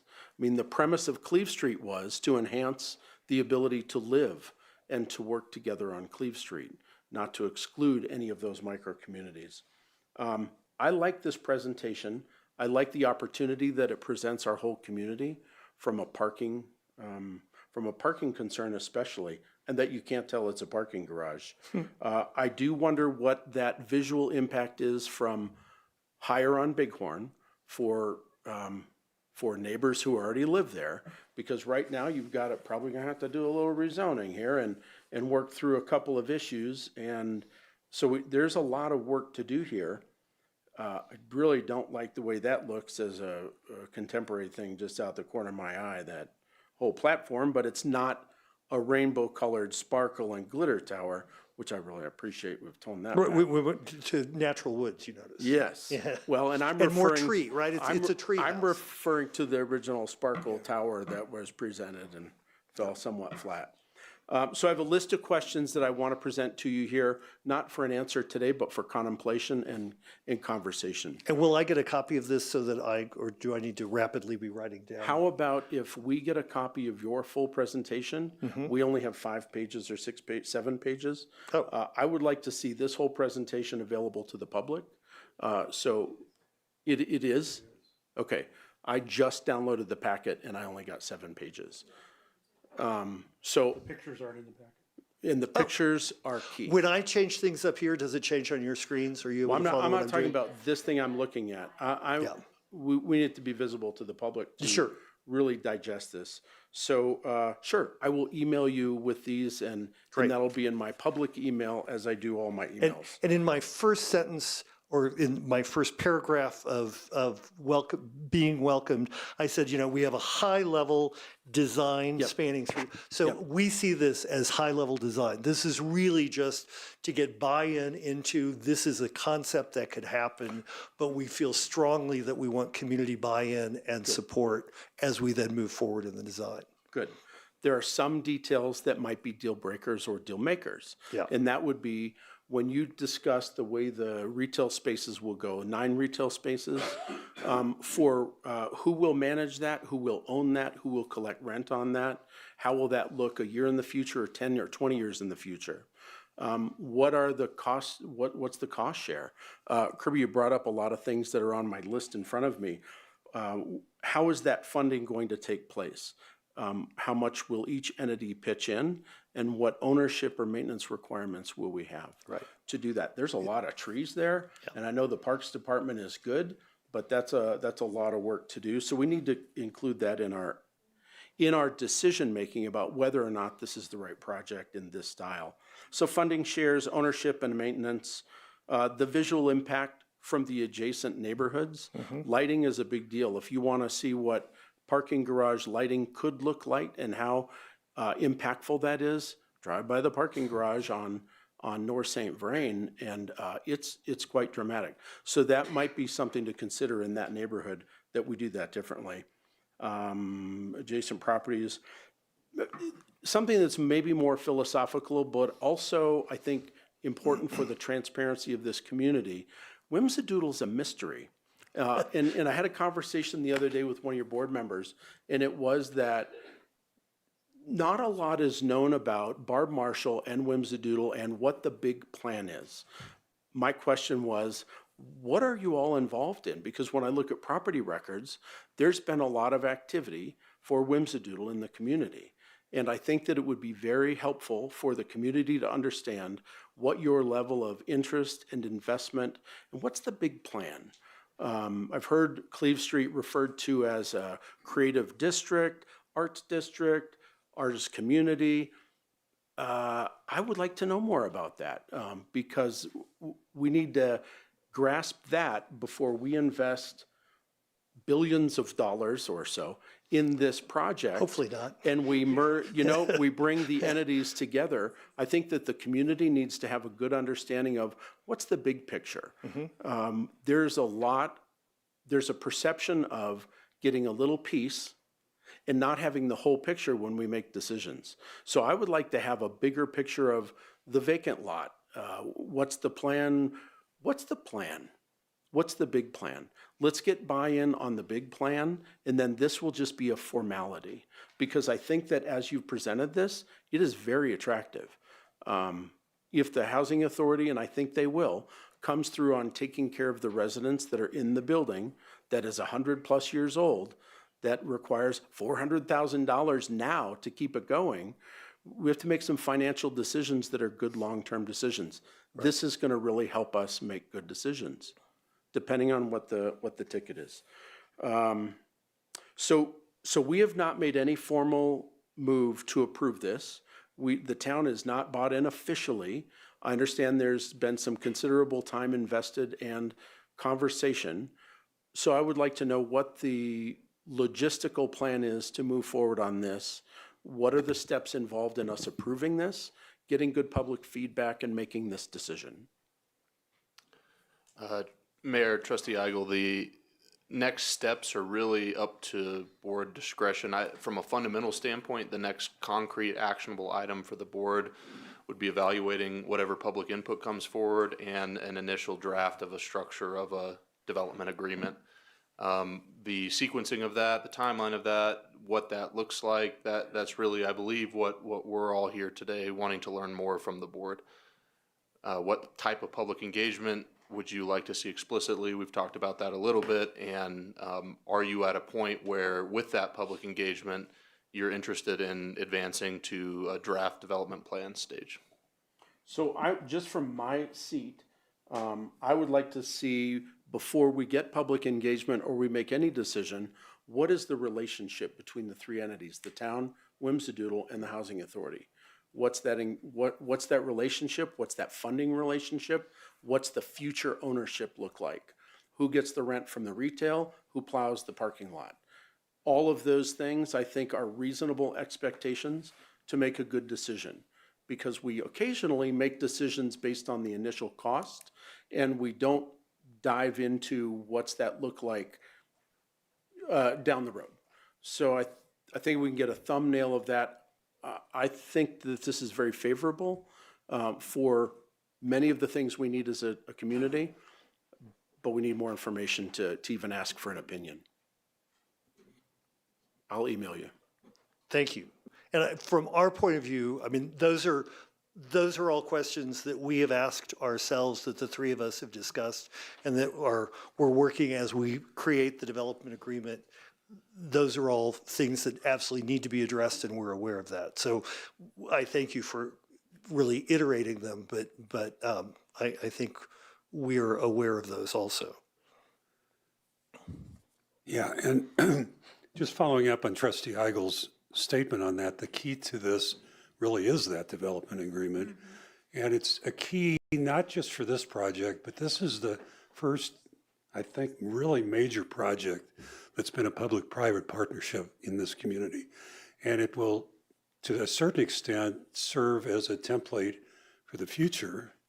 And it's more than the development, it's also the management of the facility as we go forward. And I think we would be well advised to really consult with other communities that have had major public-private partnerships about the structure. Because I have no idea what the optimal structure is, but I know that private is different than public in many different ways. And to a certain extent, you know, when you engage with the public, you've complicated matters quite a bit compared to being able to do a private development on your own. But also, it's pretty important that you're flexible and can move fast on all this stuff too. And so, like, getting the right team that is moving this thing forward is going to be key too. And I'm a little concerned that government can kind of glom up things a little too much, and that we've got to figure out that particular structure. And I think since we haven't really done it before here, let's get some advice from others. So. And I think we agree with that precisely. And we are looking for those people who have that experience. I know both the Housing Authority and Whimsidoodle have attorney or legal advice who have done this a number of times in other locations and are Larimer County based. And so we find that actually very reassuring to us that we have good advice coming in terms of how best to. And we're actually excited to work with two other entities, aware that it does complicate things, but at the same time, again, I think the sum is so much greater than the parts that we're really very excited by it. Any other questions, comments? Thank you very much for your time. We really appreciate it. Thank you. Our next Mayor, topic. But just to wrap that one up, I'm hearing general interest from the board in proceeding forward with this concept. And given that, would it be all right by the board to add to a future unscheduled but approved study session item, a draft development agreement between Whimsidoodle, the town, and EPHA? Might I amend that, possibly the structure of a development agreement before we go to the work of drafting one up? Make sure that the board is I'll accept the friendly comfortable with the amendment. Yeah, and there were a lot of questions raised by the board that are pre-work and stuff, and I'm getting old. I'm pretty eager to see this thing move forward, but let's do all the right things. Excellent. Thank you very much. We are talking about public comment policy. Director Williamson.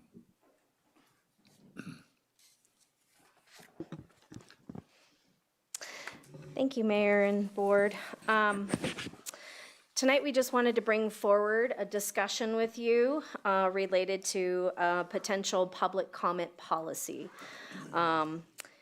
We note that right now, we are operating at our best ability in the town clerk's office to provide you with every public comment that we receive before a town board meeting starts. That leads to some issues when things arrive last minute, as we noted occurred in a recent meeting. So just to kind of highlight for the public, right now, your packets are put together on the Wednesday before a town board meeting. At that time, any public comment that we've received, we include in your packet and send to you. And again, to be clear, these are public comments that we receive either from our comment form on our website or through the email to the town clerk's office. We do not monitor your email on your public email platform. So then, once we do that, we update your packet again on Friday, again with any public comment or any changes that we may have to your packet. And then most often, we don't touch that packet again until Tuesday at noon before your meeting. Any public comment we receive by then, we add to that packet and we consider that to be the complete packet for you all to review. Really, that noon cutoff was established because we figured you all can't read things last minute when they come in, and that's hopefully giving you enough time to at least look at those last minute comments that we might add at noon.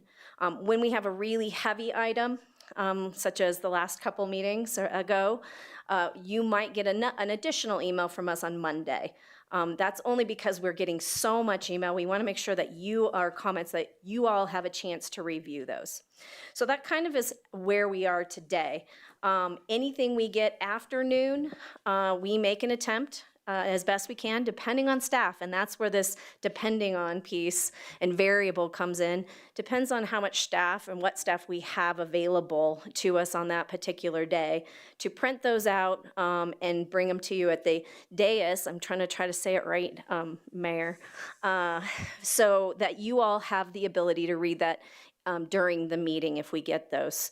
So what we'd like to do is talk to you a little bit about actually putting this in a policy and making it very clear to not only staff and to the board, but also to the public how we're handling that public comment. So we did put together for you just a couple of ideas of ways in which we might be able to address this, and we'd like to just talk with you all tonight to see if you have any additional ideas before we start formulating a policy. A, make sure you think this is a good idea, and then B, also just see what other ideas you have. So what I included in the proposal for you to think about and give us feedback on is establishing that hard and fast noon deadline on Tuesday. Again, if you all think that's appropriate, if you think it needs to be earlier, we're all ears on that. But then what that would mean is anything after noon would not be accepted as public comment. Individuals would have to come here to the town board and actually give that public comment if they want it included and want to be heard, instead of sending last minute requests and hoping that they get in front of you. Also, any public comment then that is received at the town board meeting, we would, if people bring written public comment to you all, we would collect that and put it in the packet. And then also, we'd like to include in there that we exclude any reading of public comment by staff into the record, that just be a policy, that we don't have staff doing that. And so those really are the high-level items that we see. Now, with this policy, the thing we were thinking we could do is you currently in your policy 103 have how you handle public comment at a meeting. So taking that and including it into one policy of how we handle written comments, as well as how we handle the public comments in this chamber. So those are some of the thoughts that we have. Love to hear from the board on any ideas that you all have or thoughts on just a policy in general.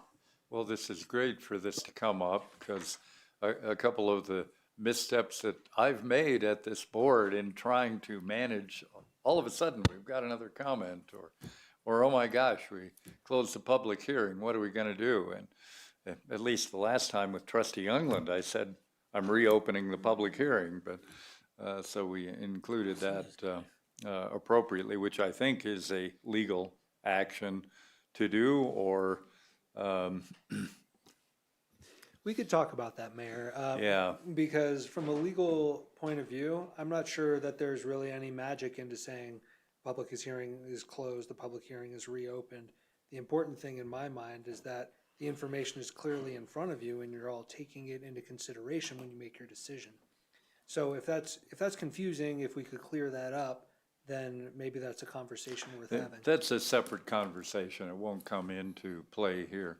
I do like the noon. I like the noon being a hard cutoff, so there's no ambiguity. I do like the fact that somebody would have to come and present, and if they couldn't at that meeting, they can come and present public comment at future, or they can send it in after the board meeting to all the trustees also for further consideration. Now, if we acted on that item that night, that makes it a little more difficult, but we've got to have very clear that everybody understands together, and so I like that.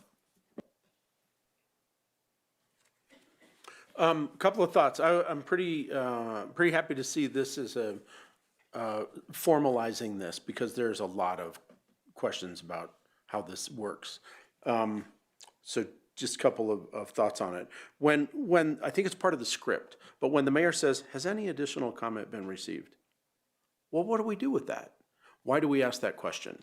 I think that we can eliminate that question and go with, we will take your comments probably through public email, or however we're choosing to receive it, until noon. And then I have a struggle with having adequate time to make sure that I get the public comment. When there's a long letter on the counter, when I come to sit down and it's additional public comment, I would love to consider it, but I can't always. So I think that it's reasonable for us to say, public comment received after the deadline may not be reviewed prior to deliberation. And I think it's a reasonable thing to have a deadline. But I also think that we should consider including that as supplemental information when the final packet is published, if that can be a thing. So if someone sends in a letter that comes at 12:30, we don't guarantee that we will read it before we talk about it, but they want it to be on the public record. Maybe that's a supplemental piece of information. I don't know how we want to handle that for sure. And there's another potential option. You make it 5 p.m. the day before. So whatever that deadline is, it's important to communicate the deadline and stick with it. And we have learned, this board has been very good at giving opportunities to talk about interesting situations. And so this board gets full credit for opening up some opportunities for growth in public comment. And reading public comment at the meeting was awkward because it got full amount of time. I want to acknowledge this because it's come up in many conversations about how that was. We handled it the best that we could at the time to want to consider that public comment. But what it revealed was that public comment got more focused than any other public comment in that conversation. And it felt awkward as part of the group that was discussing it. And I'm glad to see that we're addressing it. And I'm very comfortable with going this direction with a deadline, so the expectation is clear. And I also want to make it clear, nobody up at this board except me was responsible for that faux pas. Now, I don't know that that's fair. Anyone could have said, hold on. Yeah, I wouldn't take. However, I wouldn't take full I made the responsibility for decision to that. move forward with it, and I'll take responsibility for that, but here we are trying to improve it. If we, I think that we have to be cautious about directing people to show up in person if they miss the deadline at noon. There are a lot of people who can't make it here in person. And there are people who participate online. There are a lot of people who participate online. And so either I think we drop that from the recommendation that you show up in person, or we, like other municipalities have, establish a way to call in to make public comment. And I think that that can be managed in today's day and age electronically. It adds a layer of complicity for us or the staff. I don't know that we need to go that direction. I'm comfortable saying the deadline is noon, but not saying you have to appear in person, because I think that not everybody is equal in how they can appear in person. I think that's it. I'm really pleased to see this coming before us and to streamline this, so everyone knows the rules, and then we follow the rules. So thank you. Kirby. Oh, Attorney Kramer, you were before me. Mayor and board, thank you. The one thing I just want to make sure we're taking into consideration is that for quasi judicial items, we need to be on the same page as to what is part of the record and what is not part of the record. So whatever deadline we choose for public comment, that should be the deadline for getting into the record. And if anything comes in after that, what we don't want is some board members thinking that something is part of the record and other board members not. So I don't think we would want to say that a board member might or might not read it and take it into consideration. I think we want to be clear on that. And if we do that, then anything beyond that deadline would be ex parte communication, because it's communication outside the record. So that, I don't have a particular take on how to solve that, but I just want to make sure we're taking that into consideration when we're putting this together. and as long as we're Everyone's having gonna all these cathartic clarifications and confessions, I don't think you'll see me ever open a public hearing again. So, just so you know. So because I asked the question, I wanted to continue with that line. So you're saying that we should have a deadline of noon, period. Any other communications received will not be part of the record or consideration on this issue? And the only option then would be appear in person? Any, right, but, so that's a difficult line for some people to figure out. Well, what's quasi-judicial mean? Why can't I speak on this? Why can't we talk about this? They ask me. And so I think that we have to define a policy that's very easy to understand what's on the record and what's not on the record, or provide the means to participate in the conversation if they miss the deadline. But I agree with what you said, and I appreciate you fine-tuning it that much, because that's going to be critical. Yeah, that kind of ends up stressing me out a little bit, because then what if somebody emails us about a quasi judicial item afternoon and Bill reads it, but I can't? Then how do we define that? I mean, and I know we're saying the public record is what the town clerk's office receives and puts into the public packet. That's really tough. I mean, I guess we run that risk now anyway. Yeah, it's already happening. Yeah. If someone emails something at 6:30, you all may see it. The town Right. clerk's office isn't seeing it or including it in the packet. One of you may see it and the rest don't. Actually, it gives people a firm deadline. And you could make a decision as a board member to say, look, I'm not looking at We're my not checking emails public after- email for this item. You could even look at the subject line outside of this time period. That's tough. I'm gonna let you figure out how to solve that, Dan. Especially because, I mean, I'll take notes on my computer, so my email, it's just constantly up, but, okay, well, to this piece at hand, I, in general, like the deadline.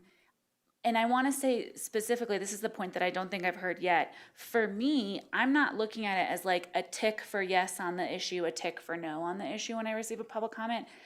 Sometimes that's what those, what we receive is just that.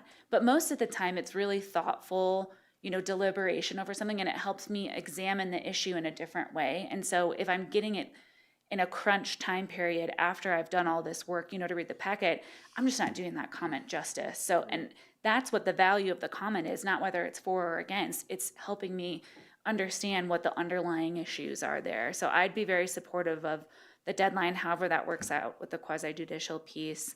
I think to address what Trustee Eigel said, that I think an individual could be invited to attend a meeting to give public comment, and also say if it's a non-quasi judicial item and it needs to be, could be entered into the final packet afterward. I think as your suggestion in the memo, that makes sense to me, that it's an invitation. If they can make it, great.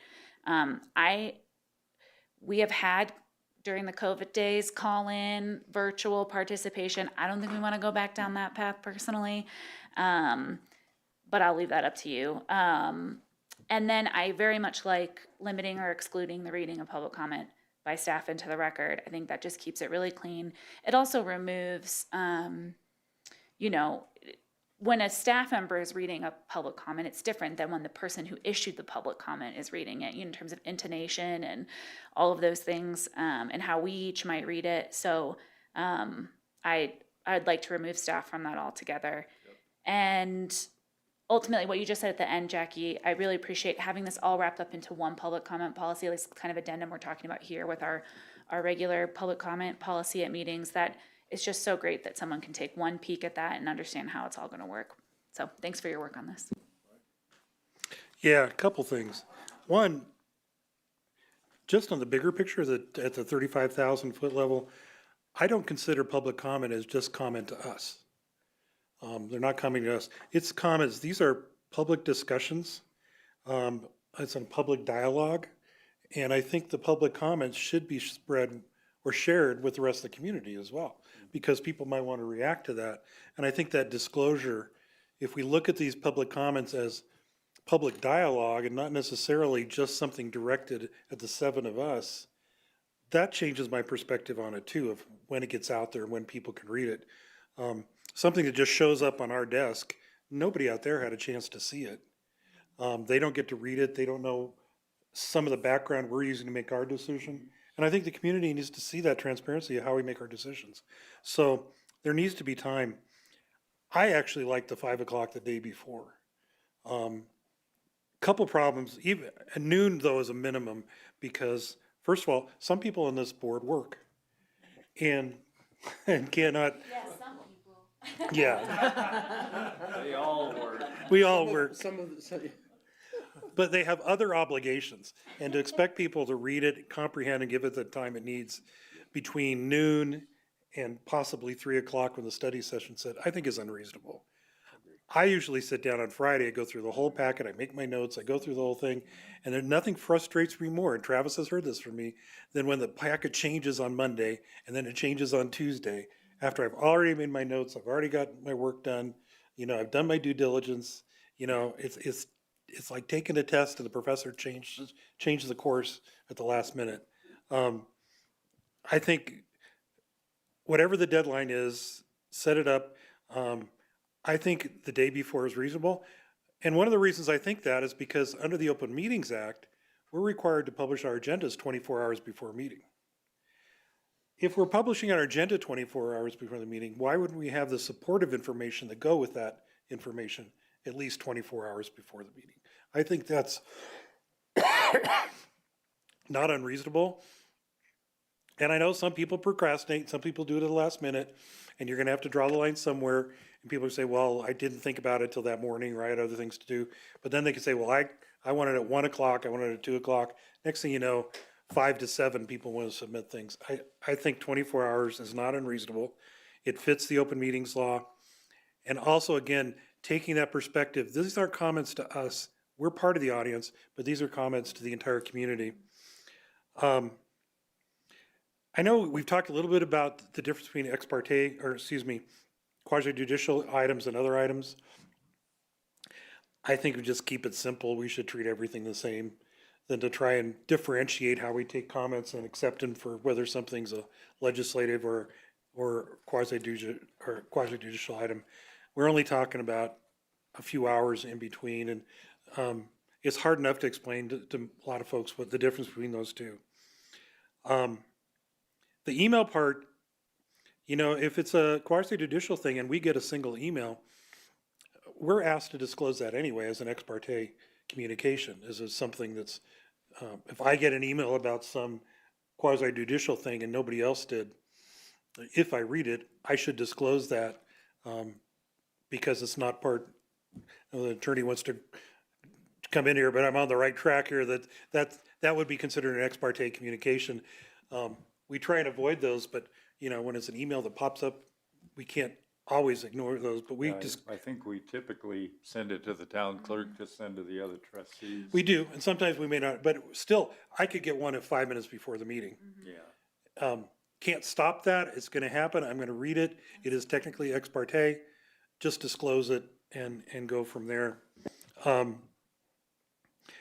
other thing is, if it comes in at noon, again, I can't guarantee I'm gonna read it at all, and I can guarantee I'm not gonna give it the time it allows. If a citizen takes the time to write, and they don't send it in till 2 o'clock or even noon that day, I'm sorry, but I'm not gonna give it the attention I got one on Friday or before, because I just don't have the time. There's other things going on. And lastly, the no reading into the record, I agree with that. We've been lucky so far that they've all been short, but, you know, what if somebody submits 25 pages, you know? And then we're gonna sit here, and we can't read that whole thing, and then we can't be biased and said, well, I put in 1 page, they put in 25 pages, how come you're gonna cut it, edit, and censor me? I think it's better just say, we're not gonna read them into the record, they have to just be there or not, but. I think we only had one. We did, but, you know, it's better to head it off now than when we've got it, somebody submits half a book for us to comment on. So I would push for the 24-hour or 5 o'clock the day before. Okay, so I won't repeat everything that Frank said, but I agree. I think the 5 o'clock end of business day, the day before, is important because exactly, I might be at work until 3 minutes before I get here. I don't have time to read an email at 3. So is it fair for Kirby to get an email at 3, or the whole board to get an email at 3, but I didn't get to read it, you know? And then, does the whole board have to say it's ex parte? Because, so that's the other question I would have about your comment, is if we get, say we say 5 o'clock, and the next day, we get some emails that come through and somebody read it, or everybody read it, you know, or nobody read it, or whatever. But should we at that point disclose we read that email that was after the 5 p.m.? Obviously trying not to do that, you know, if you see something that's supposed to be ex parte, not to open it after the time. But if we open it after the time, should we be saying, I received this email ex parte, even though it's not part of the official record, such a question? We asked that question. No, I realize that. My thing is, should we expose, like, say we all get an email at 3:30 in the afternoon before the meeting, but we said the deadline was 5 o'clock the day before. Well, some people maybe read it, some people didn't, because they didn't open it up, or some people accidentally opened up, you know, or whatever. Should the people that opened up say, hey, I actually did have ex parte communication because it was after the deadline? So that was just a question, so you can answer, you can answer it now if you like. Okay, yes. Okay, so you have to remember that if we have a deadline, anything you read after that has to be ex parte. Now, the next question is, if it's ex parte, in the fact we get it at 3 o'clock in the afternoon, because it's a communication that one person got ex parte, do we make it open for the whole board? Or does that person not make a decision based on that email, which is a very difficult thing? I would say it would be just like any other ex parte communication. We've had very few ex parte disclosures because we haven't had that many ex parte communications, presumably. But yeah, it would work the same way. You would say, I received an email. This was generally what it was about. I saw it accidentally. It's not affecting my my ability to hear this impartially. And for most emails, that's probably enough to say.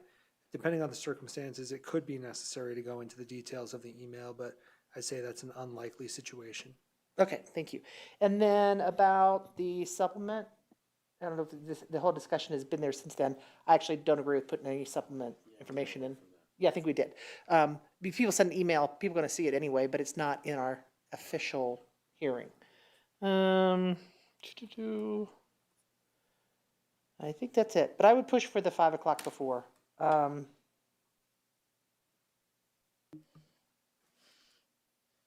That's it.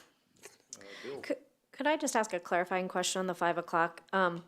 If staff were not to get public comment until 5 o'clock, that means either staff would have to stay after 5 o'clock to get it sent to you all, or it would be sent to you in the you know, next morning. So my question would be, would the board entertain a 4 o'clock timeframe the day before, then that would allow staff to compile it all, get it Yes. sent out to you before the end of the day, so that you would have that evening instead of potentially having staff stay after 5 or send it to you in the morning. I'm seeing a lot of head nods to that. Yes.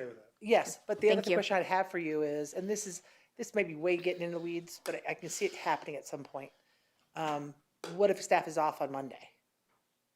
And we have a meeting on Tuesday? I mean, does that, I can't think, maybe Labor Day? I can't think of Memorial That Day. we do Oh, yeah. have holidays that land on Monday, so that is a consideration. So we'd have to think, I know it's like a little tiny thing, but it's important because It this, would we're talking about likely judicial. push the packet getting updated that Tuesday morning then. That's the exception.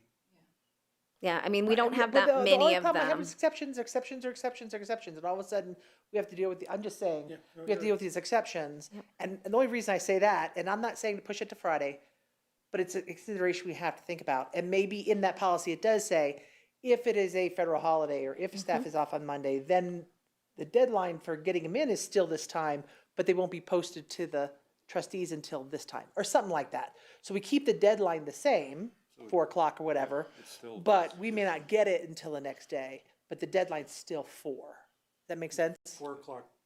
The The business day prior to the meeting. Right. Or well, 8 o'clock the next Tuesday, I don't care what it is, but I think we have to state that somewhere. If you said the business day before and there's a holiday on Monday, that would be Friday. Right, so If either we that's have to what the say board that, is or we okay say, with. in cases of a holiday, then it's 9 o'clock on the Tuesday of the meeting, or something like that. I think we have to state it somewhere. Yeah, you do. Okay. They won't happen very often. No, I know.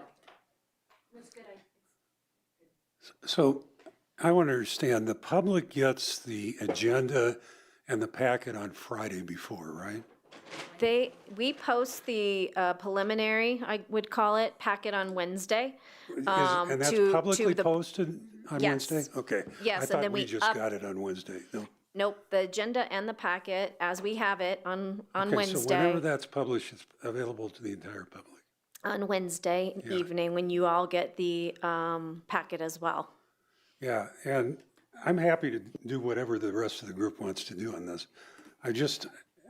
I like more public comment rather than less. And if we get an email the afternoon of the meeting that goes to all the trustees, or it goes to some of the trustees, I don't think it matters. It doesn't make sense to me that we wouldn't consider that email. I understand that not everyone would have the same opportunity to look at it, I guess, but it seems to me that the more public comment we can allow, the better. And that restricting it, there may be legal reasons that we have to for a quasi judicial thing, but I would only restrict it as much as the legal requirements make us restrict it. So I don't know, I just think there are a lot of people that probably don't even look at the packet until Monday, because it can change between Wednesday and Monday. And they're thinking of, what their comment is, and I think that's as much as anything as to why some of these comments come in late. The packet on Monday is really the final packet that gets people to finally issue, a written comment about it. So I don't know. I just think that that's a practical thing that we've got to figure out, because if I see an email on the town website, it's different if it were on my personal email, then I would feel that was ex parte. If it was on the town email, it's not ex parte, because anyone can see that at that point.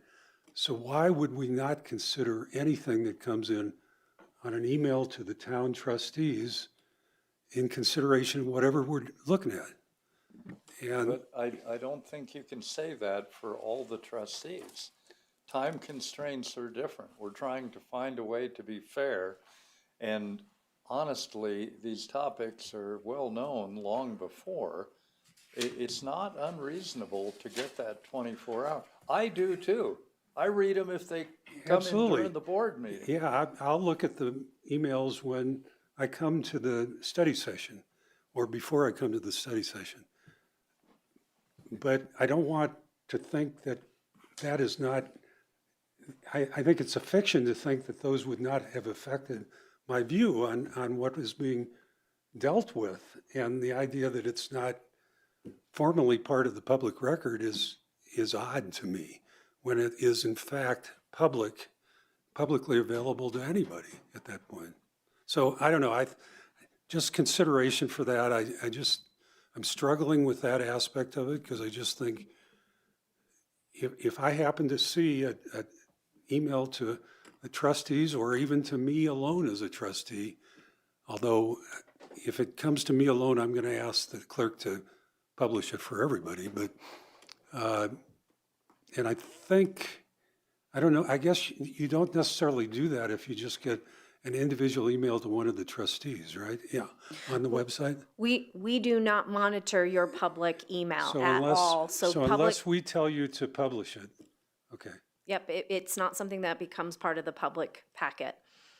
And I want to just Now, the make one, public can see it though if they go onto the website, yeah, if it's not marked private and confidential. exactly. I do want to make one clarification, though. I would consider the packet on Friday to be, have everything in it that we're going to have except for public comment. Yes. So we've been instructed very clearly that we do not add subject. anything Right. additional to the packet as far as changing memos or anything like that after Friday. So that would be, in my mind, the final packet minus any public comment we might receive. Got it. Yeah, that's addressing Frank's concern, I think. Thanks. Along those lines, when the packet comes out Wednesday, Friday, Monday, Tuesday, there's a lot. And to review, we had like 400 pages plus this time. And when there is a new packet that comes out or it's posted, I download everything that I get from the public website. So in case there's any confusion about what information we have access to, it's public information from the beginning.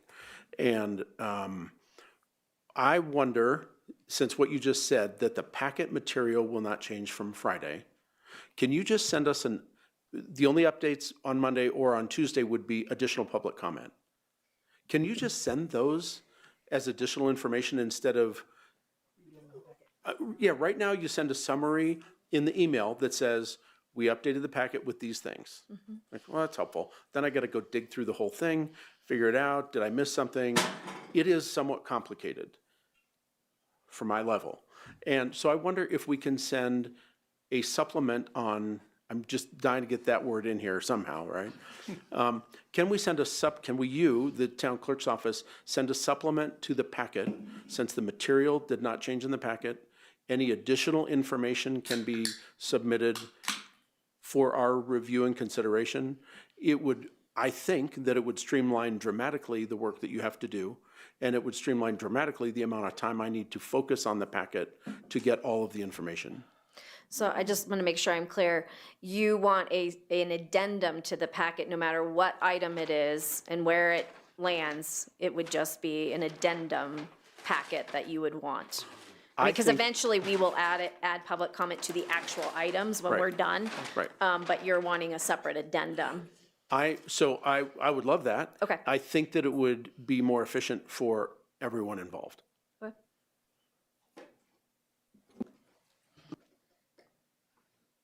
As long as it meets accessibility requirements, I guess, because I know part of how you post the packet and agenda and how it's changed recently is for that piece to make sure. Yeah, we wouldn't change anything that we received. Like if we got a letter in the mail or somebody dropped a letter off at the window, we would just scan that. A lot of that's going to be handwritten or however they presented it. So we wouldn't modify that, just so you know. It would Yeah. come as is to I you more mean all. like if there's an addendum or supplemental piece, like if it still fits in how we frame the packet now, whatever, that's for you to figure Yeah, out, really. we'll figure it out. It'll probably be a separate item in the viewer. Okay. I will talk to the one that knows. I will say, I feel like this is becoming one of those classic times where we start chasing ourselves around in a circle, which we are really good at. Haven't done in a while. So the only additional thing that I just wanted to add was, I think you have enough to come back with something for us to review, but I wanted to just add that whatever it is we decide on when we get to that point where it's an action item, I would love to see a public outreach component of this so that the community understands if I'm writing you an email at 2 p.m. on Tuesday about this item, like, you know, so we have so people understand what's reasonable, what the expectations are. Yeah, and I think, you know, obviously a press release or something like that, but also if we can make sure to cover that and maybe we make sure to cover it as a topic in a trustee talk or, you know, whatever kind of thing. Public comment about public comment. Yeah, exactly. And so rather than a study session, it may make more sense to have it as a discussion item on a board meeting. Yeah, because it'll be an action. Yeah, well, not necessarily. We may still More. discuss and modify. Yeah. So there's just one thing that I cannot, disagree with Bill more. And actually a little bit of Frank on this, is quasi-judicial things are different. They are different. I get that somebody can talk to me on the way inside and talk to me about any other subject, last minute email, great, but not quasi-judicial. So that's where I have a problem with this. I think that we have to have a deadline for that. If we're talking about it, making our decision as a body versus individuals, I definitely think there has to be a deadline. It can't be up into the meeting. And I think we talked about the day before, the morning of meetings, but I think we have to be very careful about separating those two. And I understand people don't get it. I didn't get it probably until like 5 minutes. No, I'm just joking. But it takes a while to understand that. And if you're just writing an email about, you know, the place next door, or you're new to doing email, you have no idea. And I get that. And maybe in the policy we say for quasi-judicial items, and maybe in parentheses, zoning change, or whatever you have to put in there, because it's a zoning change or something like that. I think it's really important to have that deadline, and I think it's because we have to make a decision as a body, and that's not individuals getting emails at the last minute, or pieces of paper on our daises, or whatever. So I think it's really important to have a deadline for those reasons, not for the other topics, because like I said, we could talk to somebody in the parking lot, that's fine. But that particular one, I think it's very important that we have a deadline. Mayor, if I could add just one more thing, since we're talking about a public comment policy, I just want to point out that what we're not talking about is a code of conduct for public comment. And that's something that a lot of communities have had to deal with recently and over the past few years. Unfortunately, that's become necessary, but that's not something we're talking about here now. That's something we may have to revisit if someone decides to take advantage of, say, a written comment policy to submit. What I'm hearing from certain state agencies is people are starting to submit AI-generated comments that are over 1,000 pages long. And so at a certain point, we may need to have some sort of code of conduct, conceivably for spoken comment, but also conceivably for written. Just laying that down there is something we might have to think about later. Policies change with times. Okay, I think we've got it. Thanks, Jackie. Mayor, just to confirm, the board is okay with an approved unscheduled study session to review a draft public comment policy? Sure. Or do you want us to bring it back? If we brought it to a discussion session, then we have the opportunity for public comment on it. If you can allow it in neither a study session nor a report and discussion item by As long nature as the have public comment. Board agrees. The board can open public comment for either of those items, so it's really, there's no difference between those two in terms of the default stance and the board stance, so it's really where you would rather hear it. I would recommend, just because of where it typically lands on a town board agenda, I would recommend that either you front load it on a town board agenda or you hear it in a study session. Well, let's do it in the study session.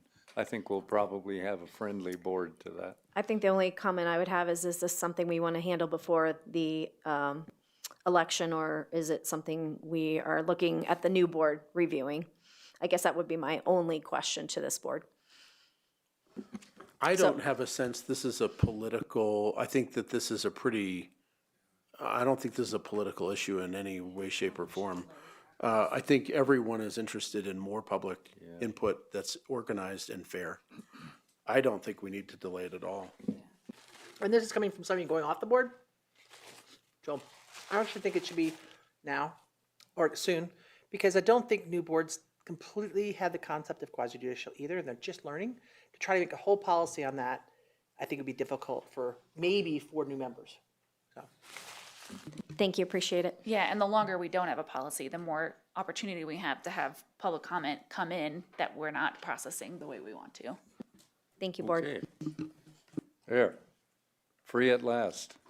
Okay, we have the semi-annual compliance review with board governing policies, policy 19, which has a lot of different sections to it, and that information was provided to the board. And I think the question, and guide me appropriately here, folks, the question is if any of those, when we read through them, we have concerns with compliance to them, we need to bring that forth to the board.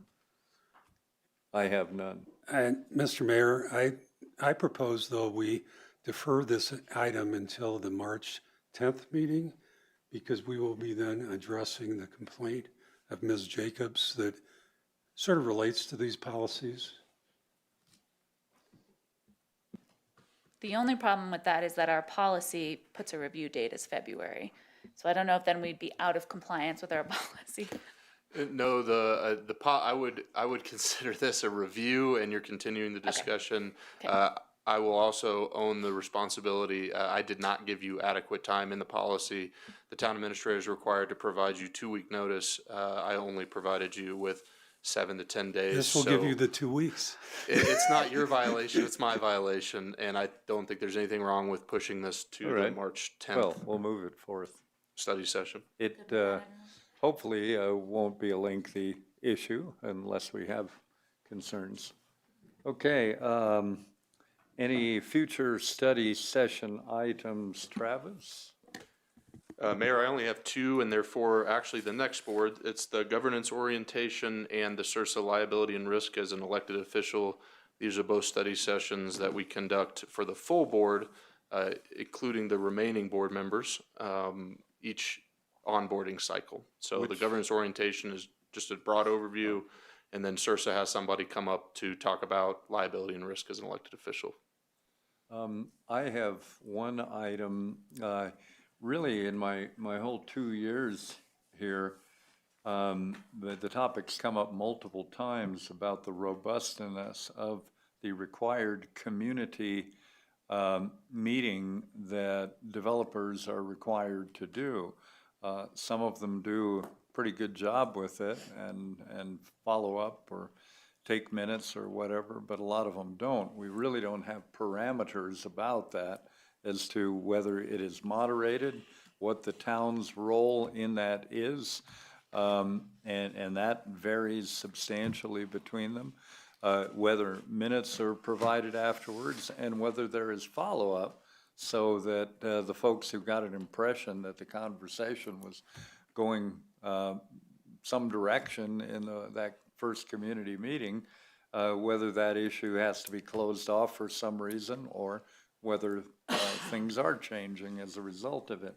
So I'd like to, at some point, and it's not time urgent, but get that on a study session item if the board is comfortable with that. Robustness of developer community engagement meetings. Okay, all right, we're good. Any others? Yeah.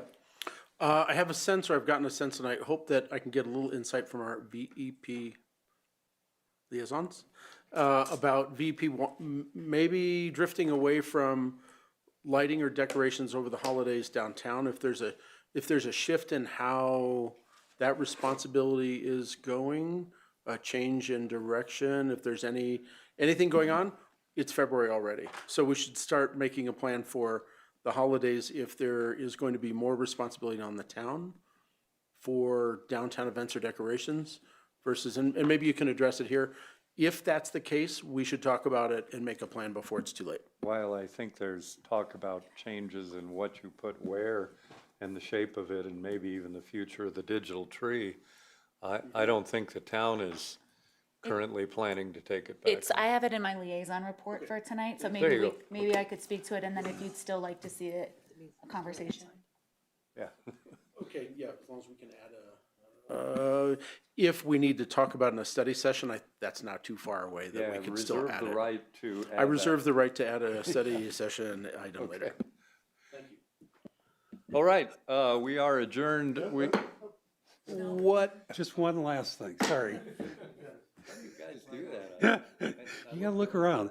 I think we'd be benefit from having a study session item on what exactly is quasi judicial and what is, just the discussion we had here today suggests to me that not only does the public need some clarification on that, but we may need it as well.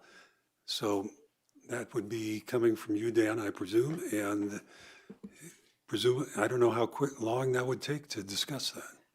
But And it wouldn't be Would tough. that be part of the governance orientation? Oh, yeah, it might be part of the governance orientation. It is? Okay, then we're Okay. fine. All right, anybody sneak one in? All right, we are adjourned. We will be back here at 7 PM.